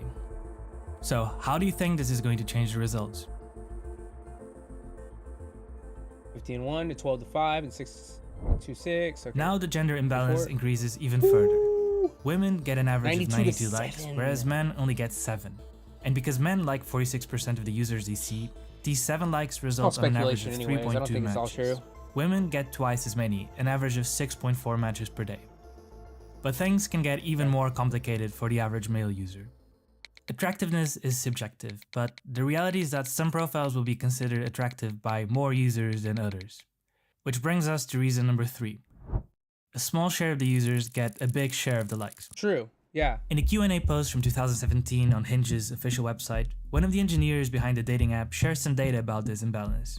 He mentioned that certain Probably got people fired get for it. exponentially more attention than others. He reported that about half the likes from men were given to about 25% of women, and half the likes from women were given to only 15% of men. Yeah. This means that, especially with men, there's That's because women think that they deserve the best of the best, and they don't have any room for improvement in a lot of cases when they're perpetually single. And perpetually single people, permanently single women, are on these dating apps more than women who aren't who are taken, because they're women who are taken and stay taken don't go on these apps because they're not dumb. They're not going to jeopardize the relationship. So it seems to me that they want the top 15% of women, all the women, whether you're a 1 or a 10, you want that top 15%. You want that 8 to 10 range, because it's about clout, it's about money chasing, it's about free meals, it's about having somebody on your arm that knows somebody or does something that's cool to everyone, so you can look like you're doing well in life and that you're desirable. It's all about validation, you guys. Tell me I'm wrong. There's a small segment of users that get a large slice of the total likes. Let's try to include that in our simulation. I'm giving every user a score from 0 to 100% that determines how attractive they are perceived by other users. Okay. Until now, attractiveness has had no impact on the probability of getting likes. That means that every time a profile was shown, the probability of that profile being liked was 46 and 14% for women and men respectively, regardless of their perceived attractiveness. I'm now looking for a new distribution such that the top users get exponentially more likes, but while making sure the average like percentages stay the same. I went for the simplest formulas I could come up with, and you can find my assumptions on the screen in case you're interested. Basically, I assume that users with an attractiveness score of 0 have 0% chance of getting likes, and users with an attractiveness score of 100 have a 100% chance of receiving a like. This is admittedly an oversimplification, but since I couldn't find any real data, I'm trying to keep it as simple as I can. With these curves, 50% of the likes given by men go to the top 27% of women, and 50% of the likes given by women go to the top 10% of men, which is quite close to the numbers reported by Hinge, so this should be reasonably accurate. Let's run our final simulation. Here we go. You can try to guess the results now. Thanks for the follow, 3frap. Appreciate it. 3frap. What does that mean? This was a bit of a trick question. The numbers stay the same. The difference is, now the distribution is skewed by the top users who get most of the likes. That means that the averages no longer describe the experience of the average user. So let's add a new metric. Like a mean. The median. user. The median. In other words, how many likes and matches does the average user get? And now we can see the average male user only receives 1 like and 0 matches. Whoa. If you look at the average number of likes for different attractiveness scores, we see that the top 10% of male users get 37 likes. But like, why would they want you to find love, man? That's their whole business model, is for single people. They're not making money off of these super likes and all this other nonsense off of people who are dating somebody. What's their incentive to find you your partner for life? What's their incentive? Think about it. Why would they want you to not be single anymore? On average. Whereas the average users get somewhere between 0 and 1 like. And if you look at the average number of matches, something interesting happens. The top 10% of men actually get more matches than the top 10% of women. They get fewer likes, but because they're less selective than women, they actually manage to get more matches. Because they match. I wonder if this also happens in real life. They'll take a 7. As I tried to make my... Now they'll be a sleeper, not a keeper, which means they'll hook up with you. They'll buy you dinner. They're not going to make you their girlfriend unless you're at their caliber. Because they can always get another girl. Because they're basically, it's like they open up their app and poof, a girl shows up at their door. And if they're low enough on the scale and don't have a very good self-worth, then getting laid is easy. You just have access to whatever you want at that point. My simulation more realistic, the number of likes received by the average man went down from 25 to 12 to 7 to 1. Once again, this was just my attempt to simulate a dating app based on the little information that I could find. It may or may not describe your experience with dating apps. For example, I couldn't find data for the number of profiles users see every day, so I just assumed it was 100. And I didn't include factors like different cultures and demographics, and the impact of premium subscriptions that give advantages to paying users. I don't think that... Nonetheless, the simulation helped me understand what's probably happening inside these dating apps. So, what are the key takeaways here? This video is by no means making an argument against the use of dating apps. Meeting online has become the most popular way US couples connect. The only way. So, dating apps do work, and many relationships were made possible thanks to them. My personal takeaway of this video is that, due to the reasons that I mentioned, dating apps can give us a distorted perspective of the actual dating world. And I think we should be aware of the impact this can have on the experience and self-esteem of the users. Because in the end, I think this imbalance can be harmful for both men and women. Men will struggle to get matches, which only gives them an incentive to like as many profiles as they can to improve their chances of a match. And women, when they get a match with a man, they know that he's probably giving a like to every second profile he sees, so there's a good chance he's not even genuinely interested. That's my take, but let me know what you think in the comments. No, I totally agree with that. If you like stories with data and would like to support All my of that work, makes so much consider sense, leaving a like and dude. subscribing For to the me, channel. I And absolutely thank you to agree. our patrons. It's insane. If you're on a dating app, I am so sorry for you guys. I am so sorry. You have to deal with this, and honestly, don't take it personally if you don't find a lot of matches there. It doesn't mean that you're undesirable or anything like that. It's just the way that it's structured and set up. I mean, it's made so people who are going to not be faithful and not get in committed relationships get most of the matches, and the people who are going to get less matches. So everyone's spending more money except for the top people who are always going to be on the platform, right? So it's all that. Don't feel bad about it, guys, for real. I really hope people don't. Have you ever changed your mind because of a comment from a viewer? Yeah, I mean, sometimes people drop bombs on there and I'm like, yeah, I didn't think about it that way. Yeah, I guess that makes sense. Or like, maybe I'm not super emotionally like present all the time. So when people are like, here, if you interject this emotion, you can see why people would think that. And I'm like, oh yeah. Yeah, I guess if that were the case, I might feel that way. Have you ever gotten hate from another creator? I don't think any other creators know who I am. I haven't been doing this for very long. Do you think YouTube drama is real or staged? I think a lot of the time it's staged. I think some of the time it's real though, because it's easy to say some shit behind a keyboard, and a lot of people are willing to say some things behind a keyboard that they're never willing to say during a real conversation with somebody. So yeah, absolutely. What's the most shocking news you've covered? One time I covered this story about, I think it was like 180 people who had passed away were at a funeral home, and then instead of properly burying them, they just took the money and ran. I think I removed it off of my videos, but yeah, that was pretty shocking and disturbing. Yeah. But yeah, you guys are crushing it today with these likes and follows. Just make sure that you're giving me a like and follow if you want to stay in the loop about this. You know, sometimes people forget because you know, I don't really ask too much. I guess I asked a lot this time because I'm trying to get to it, but I don't really ask too much for likes and follows or anything. I don't really want your money. I just want your attention because I'm attention. HO. Want your love.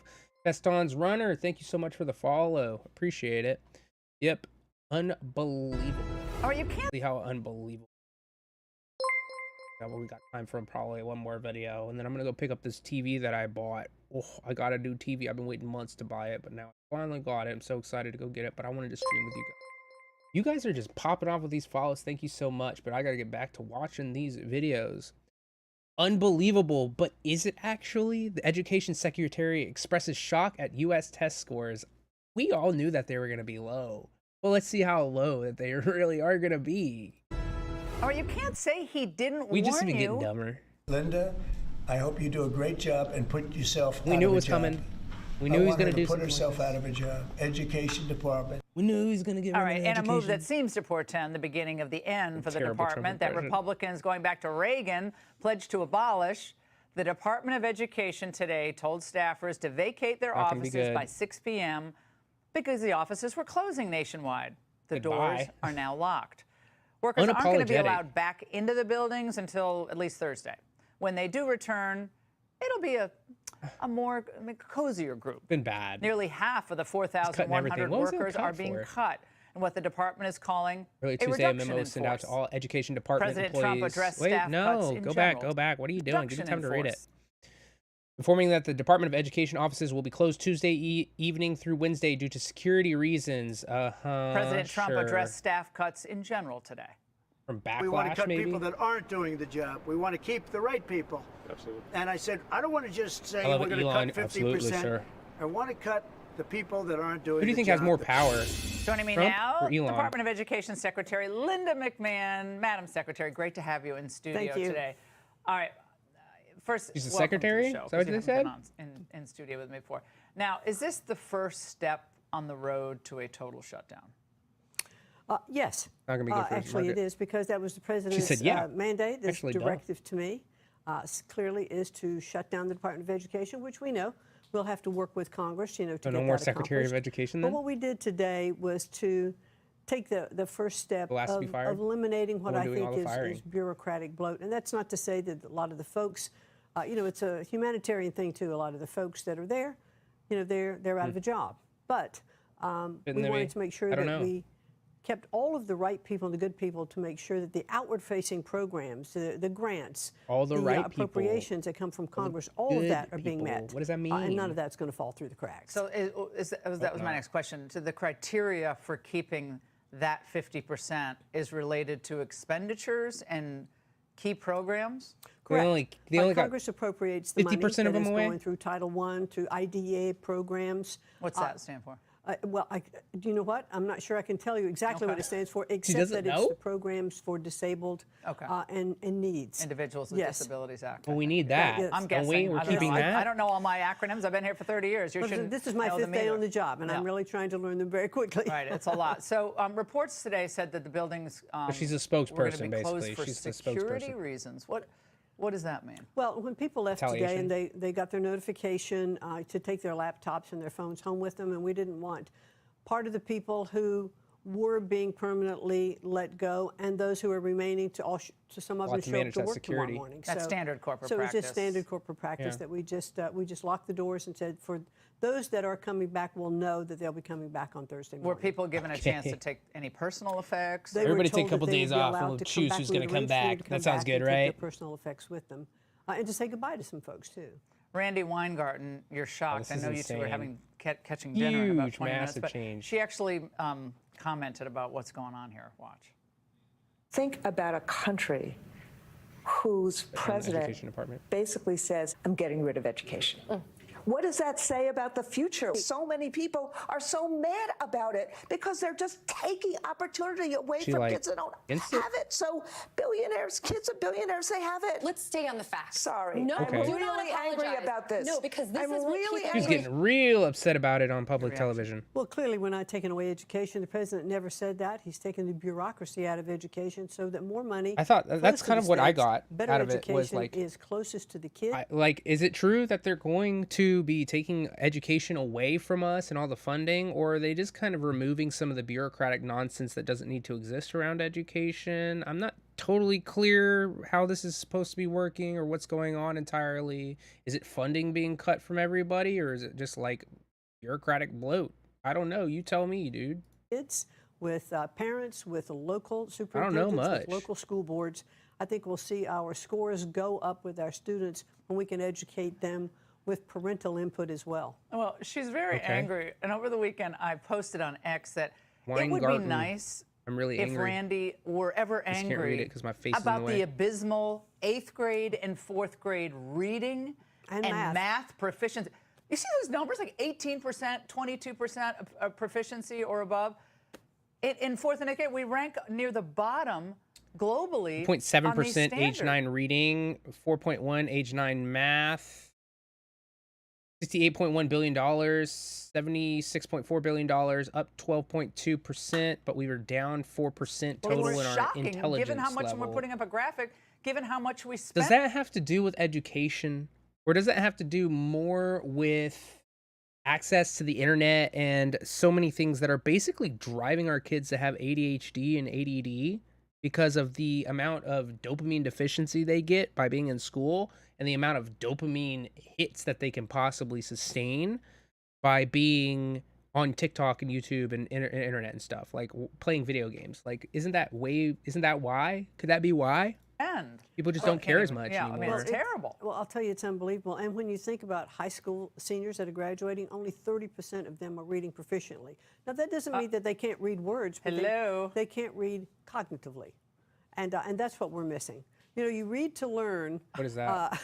Up until 3rd grade, and then after that, you're learning to read up until the end of 3rd grade, then you're reading to learn. And if you can't read after the end of 3rd grade, you're going to be behind in your reading. And so that's what we have to focus on. Well, you know what I say to my own kids? If you don't read, I'm not talking about this, by the way. I'm not talking about phones. I'm like, if you don't read real books, you probably can't write.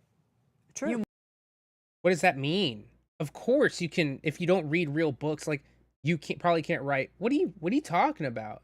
I don't like reading books at all, and I have a great writing. That was just completely. She made some shit up in her head and then decided to say it online. Like, dog, this is the people who are being interviewed. This is why people don't like Fox, dude. They say shit that they just make up in their head and they just think it's true. It's dumb. Must This is a read dumb to statement. write. Like It was dumb when she was I've saying been it. She's preaching pausing. this gospel. I'm not saying my kids are all that great at it, but it's just terrible. I want to ask you on a personal level. You're a businesswoman, and you've known President Trump for a long time. This is a new world for you, this education department. Right. How shocked were you, if at all, about how swampy it really is? Well, this is my 5th day on the job. And so, you know, I did serve in the first administration at SBA. But so when I got to the Department of Education, the president said, look, I need an executive, I need a leader in the department. Off Active Vibes, thanks for the follow, bud. I found out, I said, okay, we have to identify where the bloat is, where the bureaucracy is, and let's start. We're going to start there because the programs, so many Weary of the programs Heat, thanks for are the really follow. excellent. It always we comes need in to make waves, sure guys. that money does get to the states, but we want more money to be able to go to the states, and that's what the president said all along. If we get rid of the bureaucracy, Somebody else give me a follow. Come on, will go directly over into there. the states. Block grants to states. Perhaps block grants I'm being without so greedy, I'm many sorry. strings and red tape attached to it. What's your interaction been with Elon Musk during your very brief tenure? Oh, here we go. Well, it's Talk been about excellent, Mr. and I Elon. did co-chair the transition committee going into the administration. Had a chance to work with him there. Have met with him twice, and we have Doge, a couple of the Doge, 3, I think, Doge fellows that are in our department, and I look at it as an audit. You know, if you were in the private sector, this would be an audit, and turns up a lot of things in the audit. Some of you look at it and say, no, we can get rid of that. Others, no, this is Why the keep things that we don't implication need? you That's the real understand, question: so is we why are can't we get rid of spending that. our So I tax think- dollars on things So that they we have don't need? read-only access to Now we might need the files? Department of Education, though. to your grant files and so forth. That's kind of to be determined. Yeah, they're not changing any of the budgets of that sort. They're there to go to find out information, to make suggestions. So they're but, not you know, changing the budgets? The secretaries and the agency heads are actually the ones who run the departments and make the final decisions.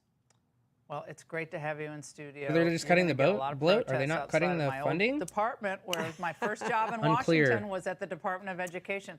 I was only Unclear. 22, but I had no idea what any of those people did in there. I just wrote Yeah. speeches. I was like, I don't know what these. But it's great to see you. Thank you so much for joining us. Thanks for having All right, me. you take care. So basically, our government is going to fall apart eventually, and that's basically what people have decided to in the narrative to be. I guess we'll see what happens. They said that they're not going to be spending the funding or getting rid of the funding, but you know, how does all this work? I don't know. You tell me. Pretty interesting. This has been a good stream, you guys. Thank you so much for all the follows and stuff. Don't forget to follow me if you enjoy my content and whatnot. Thank you if you've been hanging out with us for this whole time. It's been a really fun experience, you know. I really enjoy it. We can go ahead and get... We're going to get another video in here. The hatch has been What do you opened on think, the guys? SpaceX. We got at least one more in us. This is just a random video that popped up after. Generative, thank you for the follow, man. I appreciate you. You guys are crushing it. Love it here. We're going to watch another video. I haven't precursed this one. I haven't, like, this isn't one of you guys sent me. This is one that popped up after one of my other videos, but I do think it's interesting. It's not that long. The Lincoln Heights residents continue armed patrols after neo-Nazi invasion and police misconduct. This place has been plagued with neo-Nazis coming in to protest. I don't know if they were violently protesting, but that's got to be scary in your own community, right? Like, who would want that in your community? After an That's apparent pretty neo-Nazi scary. demonstration near It's the definitely historically escalating, for black sure. community. WCPO 9 News reporter Jay Shakur is live I guess right this now is the in Lincoln neo-Nazis Heights. And right Jay, here. What's the mood there tonight? Probably not great. Tanya, tensions are high here in Lincoln Heights right now. In fact, as we were coming into Lincoln Heights earlier today, I think right at that I-75 Are y'all exit, seeing some we delay saw on this? men This with is not those on my long end, guns right? guarding the area I don't near think what so. looks like a pop-up tent of some kind.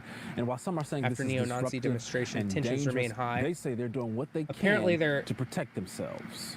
Apparently they're going out there with like body armor and assault rifles to escort children around of different races and colors and stuff, or just children in general because of the neo-Nazis being there. Like, New body camera video shows the moment police That's the responded cops to a pulling up. neo-Nazi demonstration in Lincoln Heights. and they said, It's part of the reason a group trying to of break it up? residents in Lincoln Heights are now arming themselves to patrol their village. Putting a lot of people in danger by doing this stuff. But some, like David Piscopo, say the display, while understandable, is becoming disruptive. why is it understandable? Watch, but to another level. He claims he was approached while heading to a work site in the area. As soon as we got off the exit at the first stop sign, we were met with You know, groups and groups of people putting on bulletproof vests, holding guns. Okay. And just nothing illegal linked yet, up. I guess. And they had walkie-talkies and stuff, but nobody in a uniform. He says because of this So they're misunderstanding, paramilitary. he had to abandon the job and he potentially lost a client. But Why? those armed residents tell me these patrols are about ensuring their safety because they're concerned about police conduct. Story is being told. We Seems have like to the remember police are there that at this the occurred. protests. This atrocity is what I've referred to it as, occurred at 2:30 in the afternoon when babies were being dismissed from school. I'm not that sure is what the something circumstances that is around unacceptable in the community. protests Obviously, were. that creates Being a panic. neo-Nazi After means you're a flyers with the N-word dickhead, in my declared or opinion. began But circulating on Tuesday, the these are residents declined neo-Nazis, yeah. our request to be interviewed. But they did allow a local pastor in their Honestly, community they to look the speak same to to me. WCPO on their behalf. What became clear yesterday was that there has been a pretty significant deterioration in the relationship of the sheriff to the community. That's why people feel they don't trust the policing, the law enforcement that exists in the community. Democrat State Representative Cecil Thomas. See, I don't understand. They're not really explaining why they have lost trust in the police department of their community and why they're taking up arms. Is it because that they didn't shut down the neo-Nazi whatever demonstration that they had? Is that why they don't have trust in them anymore, or is it like a precursor to this? Met with state's public safety I'm director missing and says something. clearer guidance is on the way. We don't have to create a new law, but we want you to be very clear as to what the law says, and if What happened?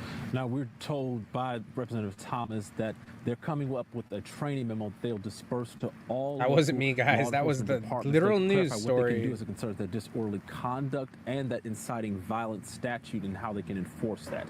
In Lincoln Heights, Disorderly Jay Shakur, conduct, inciting WCPO 9 violence. News. Thank you, Jay. Even Were they Dale doing police say that? investigators Maybe. are continuing to Neo-Nazis review that tend to do incident, that, I and guess? if they find criminal or traffic-related charges are appropriate, they'll consult with the Hamilton County Prosecutor's Office. All right, peace and blessings, peace Okay. and blessings, peace and blessings. All praises to the Most High.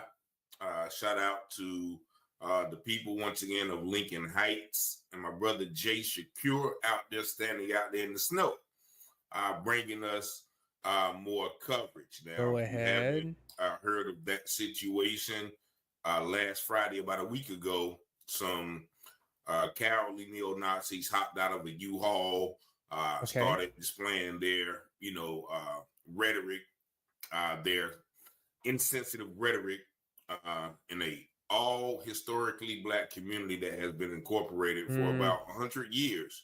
The village of Lincoln Heights That's in messed Ohio, Disgusting near behavior. Evandale. I think it's in Not the illegal. county of That's Evandale, disgusting. or whatever the case may be. But and then the people noticed that residents of the community came out. They came out to meet and greet these cowards who a lot of people feel like they were I think literally protected by the police. Well, they are being protected by the police, and the reason why is because it's not illegal to have a shitty point of view and opinion. It's not illegal to be a racist. It's not illegal to do all of this stuff. It's illegal to act on those things and to do things. Again, one person's rights end where the other person's begins. It's okay to have really terrible points of view. It's okay to be an idiot, and it's okay to be a bigot. It's okay to do all of that within the confines of the law, as long as you're not doing any illegal activities when you're doing it. So yes, United States citizens, some of them are POSs, and some of them have terrible views, but they still pay their taxes. And if they're not committing any crimes, they still are afforded the same opportunities and protections under the law as everyone else is. You can disagree with them, but if they're not doing anything illegal, then that's why. So why are you mad at the police for that? They're literally just doing their jobs within the confines of the law. I know it's stupid, but it's just the way they have to do things. They don't get to choose. You will see the video. You can go back and watch past videos where the residents are literally trying to approach them, and let's see what y'all talking about. But the police literally shielded the public, the community, the people of Village Heights who live there from crossing that bridge and engaging those individuals. And certain videos have surfaced where the police have actually agreed to escort the men away from the crowd to get back to their cars. And also, Yeah. it looks like a video surfaced where police are actually helping the individuals load up into the U-Haul. So they can apparently, leave your from the looks community of, like you the wanted clip them that you to. just saw that the people are continuing their armed patrol, their armed guard Good. over their village. Like I said, this village has That's a what makes rich them feel history, safe. Go for it, started dog. by Like black for real. people, Seriously, do that. incorporated by black For sure. people, and has a proud, long history of ownership and community, as you see. Good. And so the people are actually, as you heard, they have a tent out there, and they have, people who are licensed to carry and good, willing to Keep them carry out there. to prevent something like that from happening in their neighborhood again. And then you have old Joe Piscopo. I think that's his name. If not, I know it's Piscopo. That's Italian. I find it funny that he says that, this is putting people in danger. What is? He says that, you have a bunch of armed people with guns and walkie-talkies and nobody has on a uniform. I think it is very, very unadvisable for you to be carrying weapons and vests and walkie-talkies like you're a paramilitary if you don't have the official training for it and that the local law enforcement is unaware that you are doing that. I think that is unadvisable, illegal, legal, whatever. I mean, it's probably illegal, but so was the protesting, despite the fact that it was very ill-advised of them to do that in a community. It was still legal, and that's why the police were doing that. So they're both inadvisable. They're both bad ideas. Fight a bad idea with a bad idea. I don't know. Right. Is not that what those other people did? The neo-Nazi group, they were a group of armed people with walkie-talkies and nobody had on a uniform. And so I find it once again Very inadvisable. Oxymoronic. They shouldn't do that. That not illegal though. And you can call him Italian, but he probably identifies white on his applications. Well, there's no Italian checkbox. Something is wrong with the black people demonstrating their ability or their desire to protect themselves. I don't see what's wrong with that. That those guys came out and inciting and agitating people. I find it funny that he finds that unproductive, possibly dangerous, and disruptive. Both things were. Nowhere in the both article things were. that he mentioned that that other issue of those guys coming to the all black historically neighborhood. I find it funny that he doesn't find that divisive, disruptive. They both were, in my opinion. And so, absolutely, the fact that he lost a job or a client, I don't think that is in any part of the fault of the men and women of Lincoln Heights. He could. I agree with that too. I was like, just why do you lose a because you were client? stopped, that doesn't mean. Wait, who stopped you though? Because if some random people are armed and they're stopping my car without any legal authority to do so, then that's a problem, and they should probably go to jail for that. If anything, for impeding traffic. Now, if it's in your state not illegal to carry around a firearm openly and having walkie-talkies on, then go for it. It's not advisable, probably dangerous. And honestly, if you have a terrible opinion and you feel like you want to share it anywhere you want, if it's legal, then you should be escorted by the police, and it should be a safe protest. The fact that the police were there to make sure that nothing crazy popped off during the whole thing is a great thing that happened.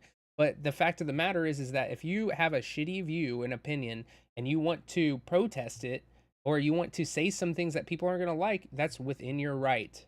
That's within your right as a United States citizen.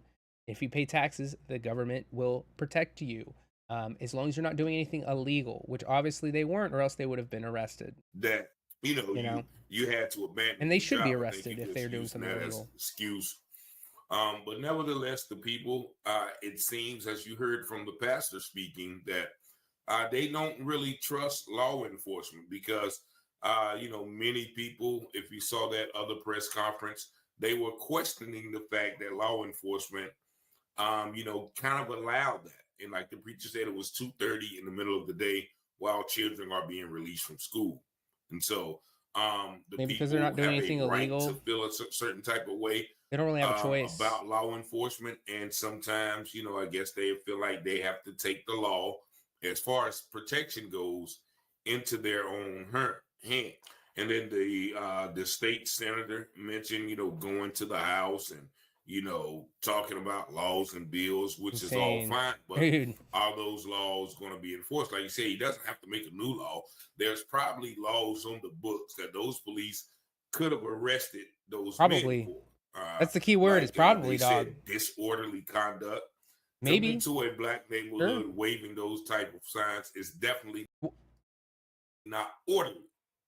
Well, it doesn't just because something's not orderly doesn't define it as disorderly conduct under the confines of the law. See, that's the problem. You're in too much of a Or gray area here, man. inciting violence or inciting a riot, right? Are they? That could have been considered a riot, but those guys incited.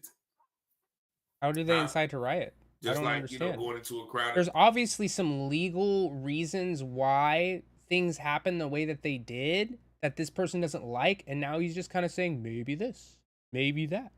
Don't get me wrong, neo-Nazis are trash, but if they're not doing anything illegal, what can the police do under the law? They don't get to pick and choose. They follow the laws, dude. Putting and yelling fire.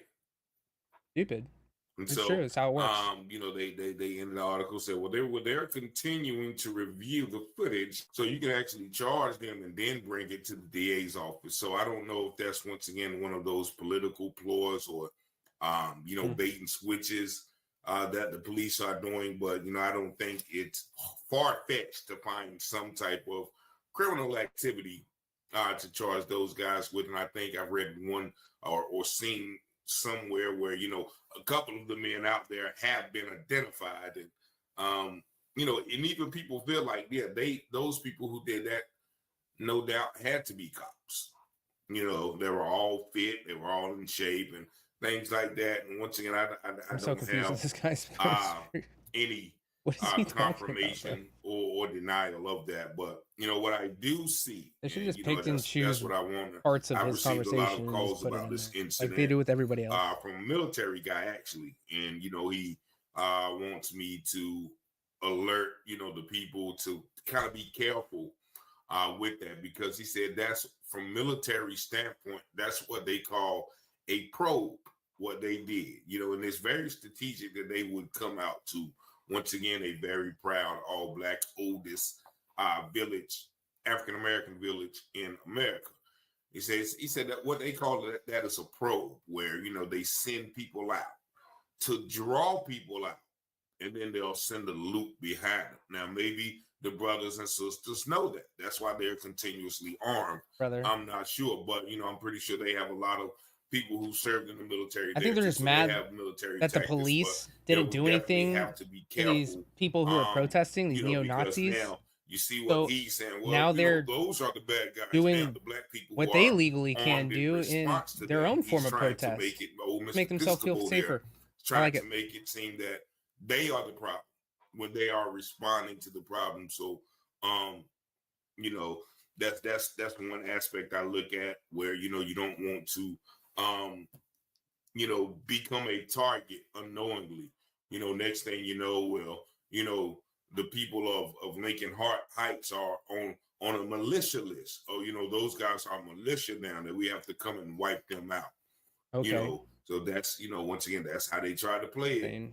So once again, I shout out to my brothers and sisters out there for standing on what they believe in, standing on, the thanks for the follow, the grade, right, the human right, the God-given right to protect your soil and your property by any means necessary.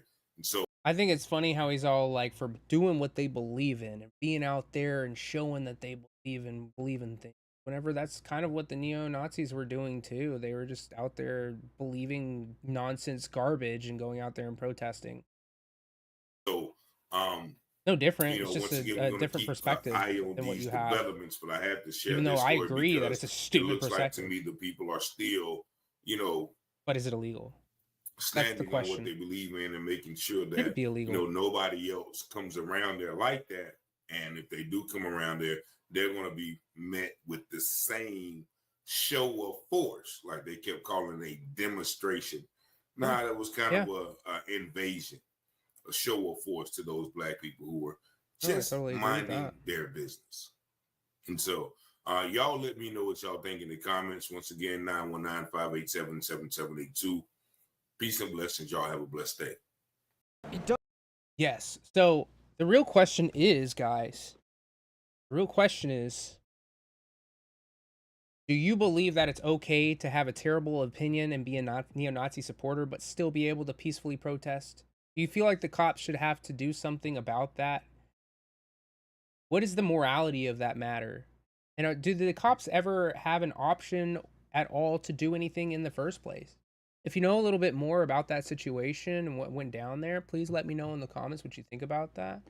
But at the end of the day, your hands are tied as a law enforcement officer to enforce the law. You don't get to make subjective things about it. You don't have to agree with what other people say.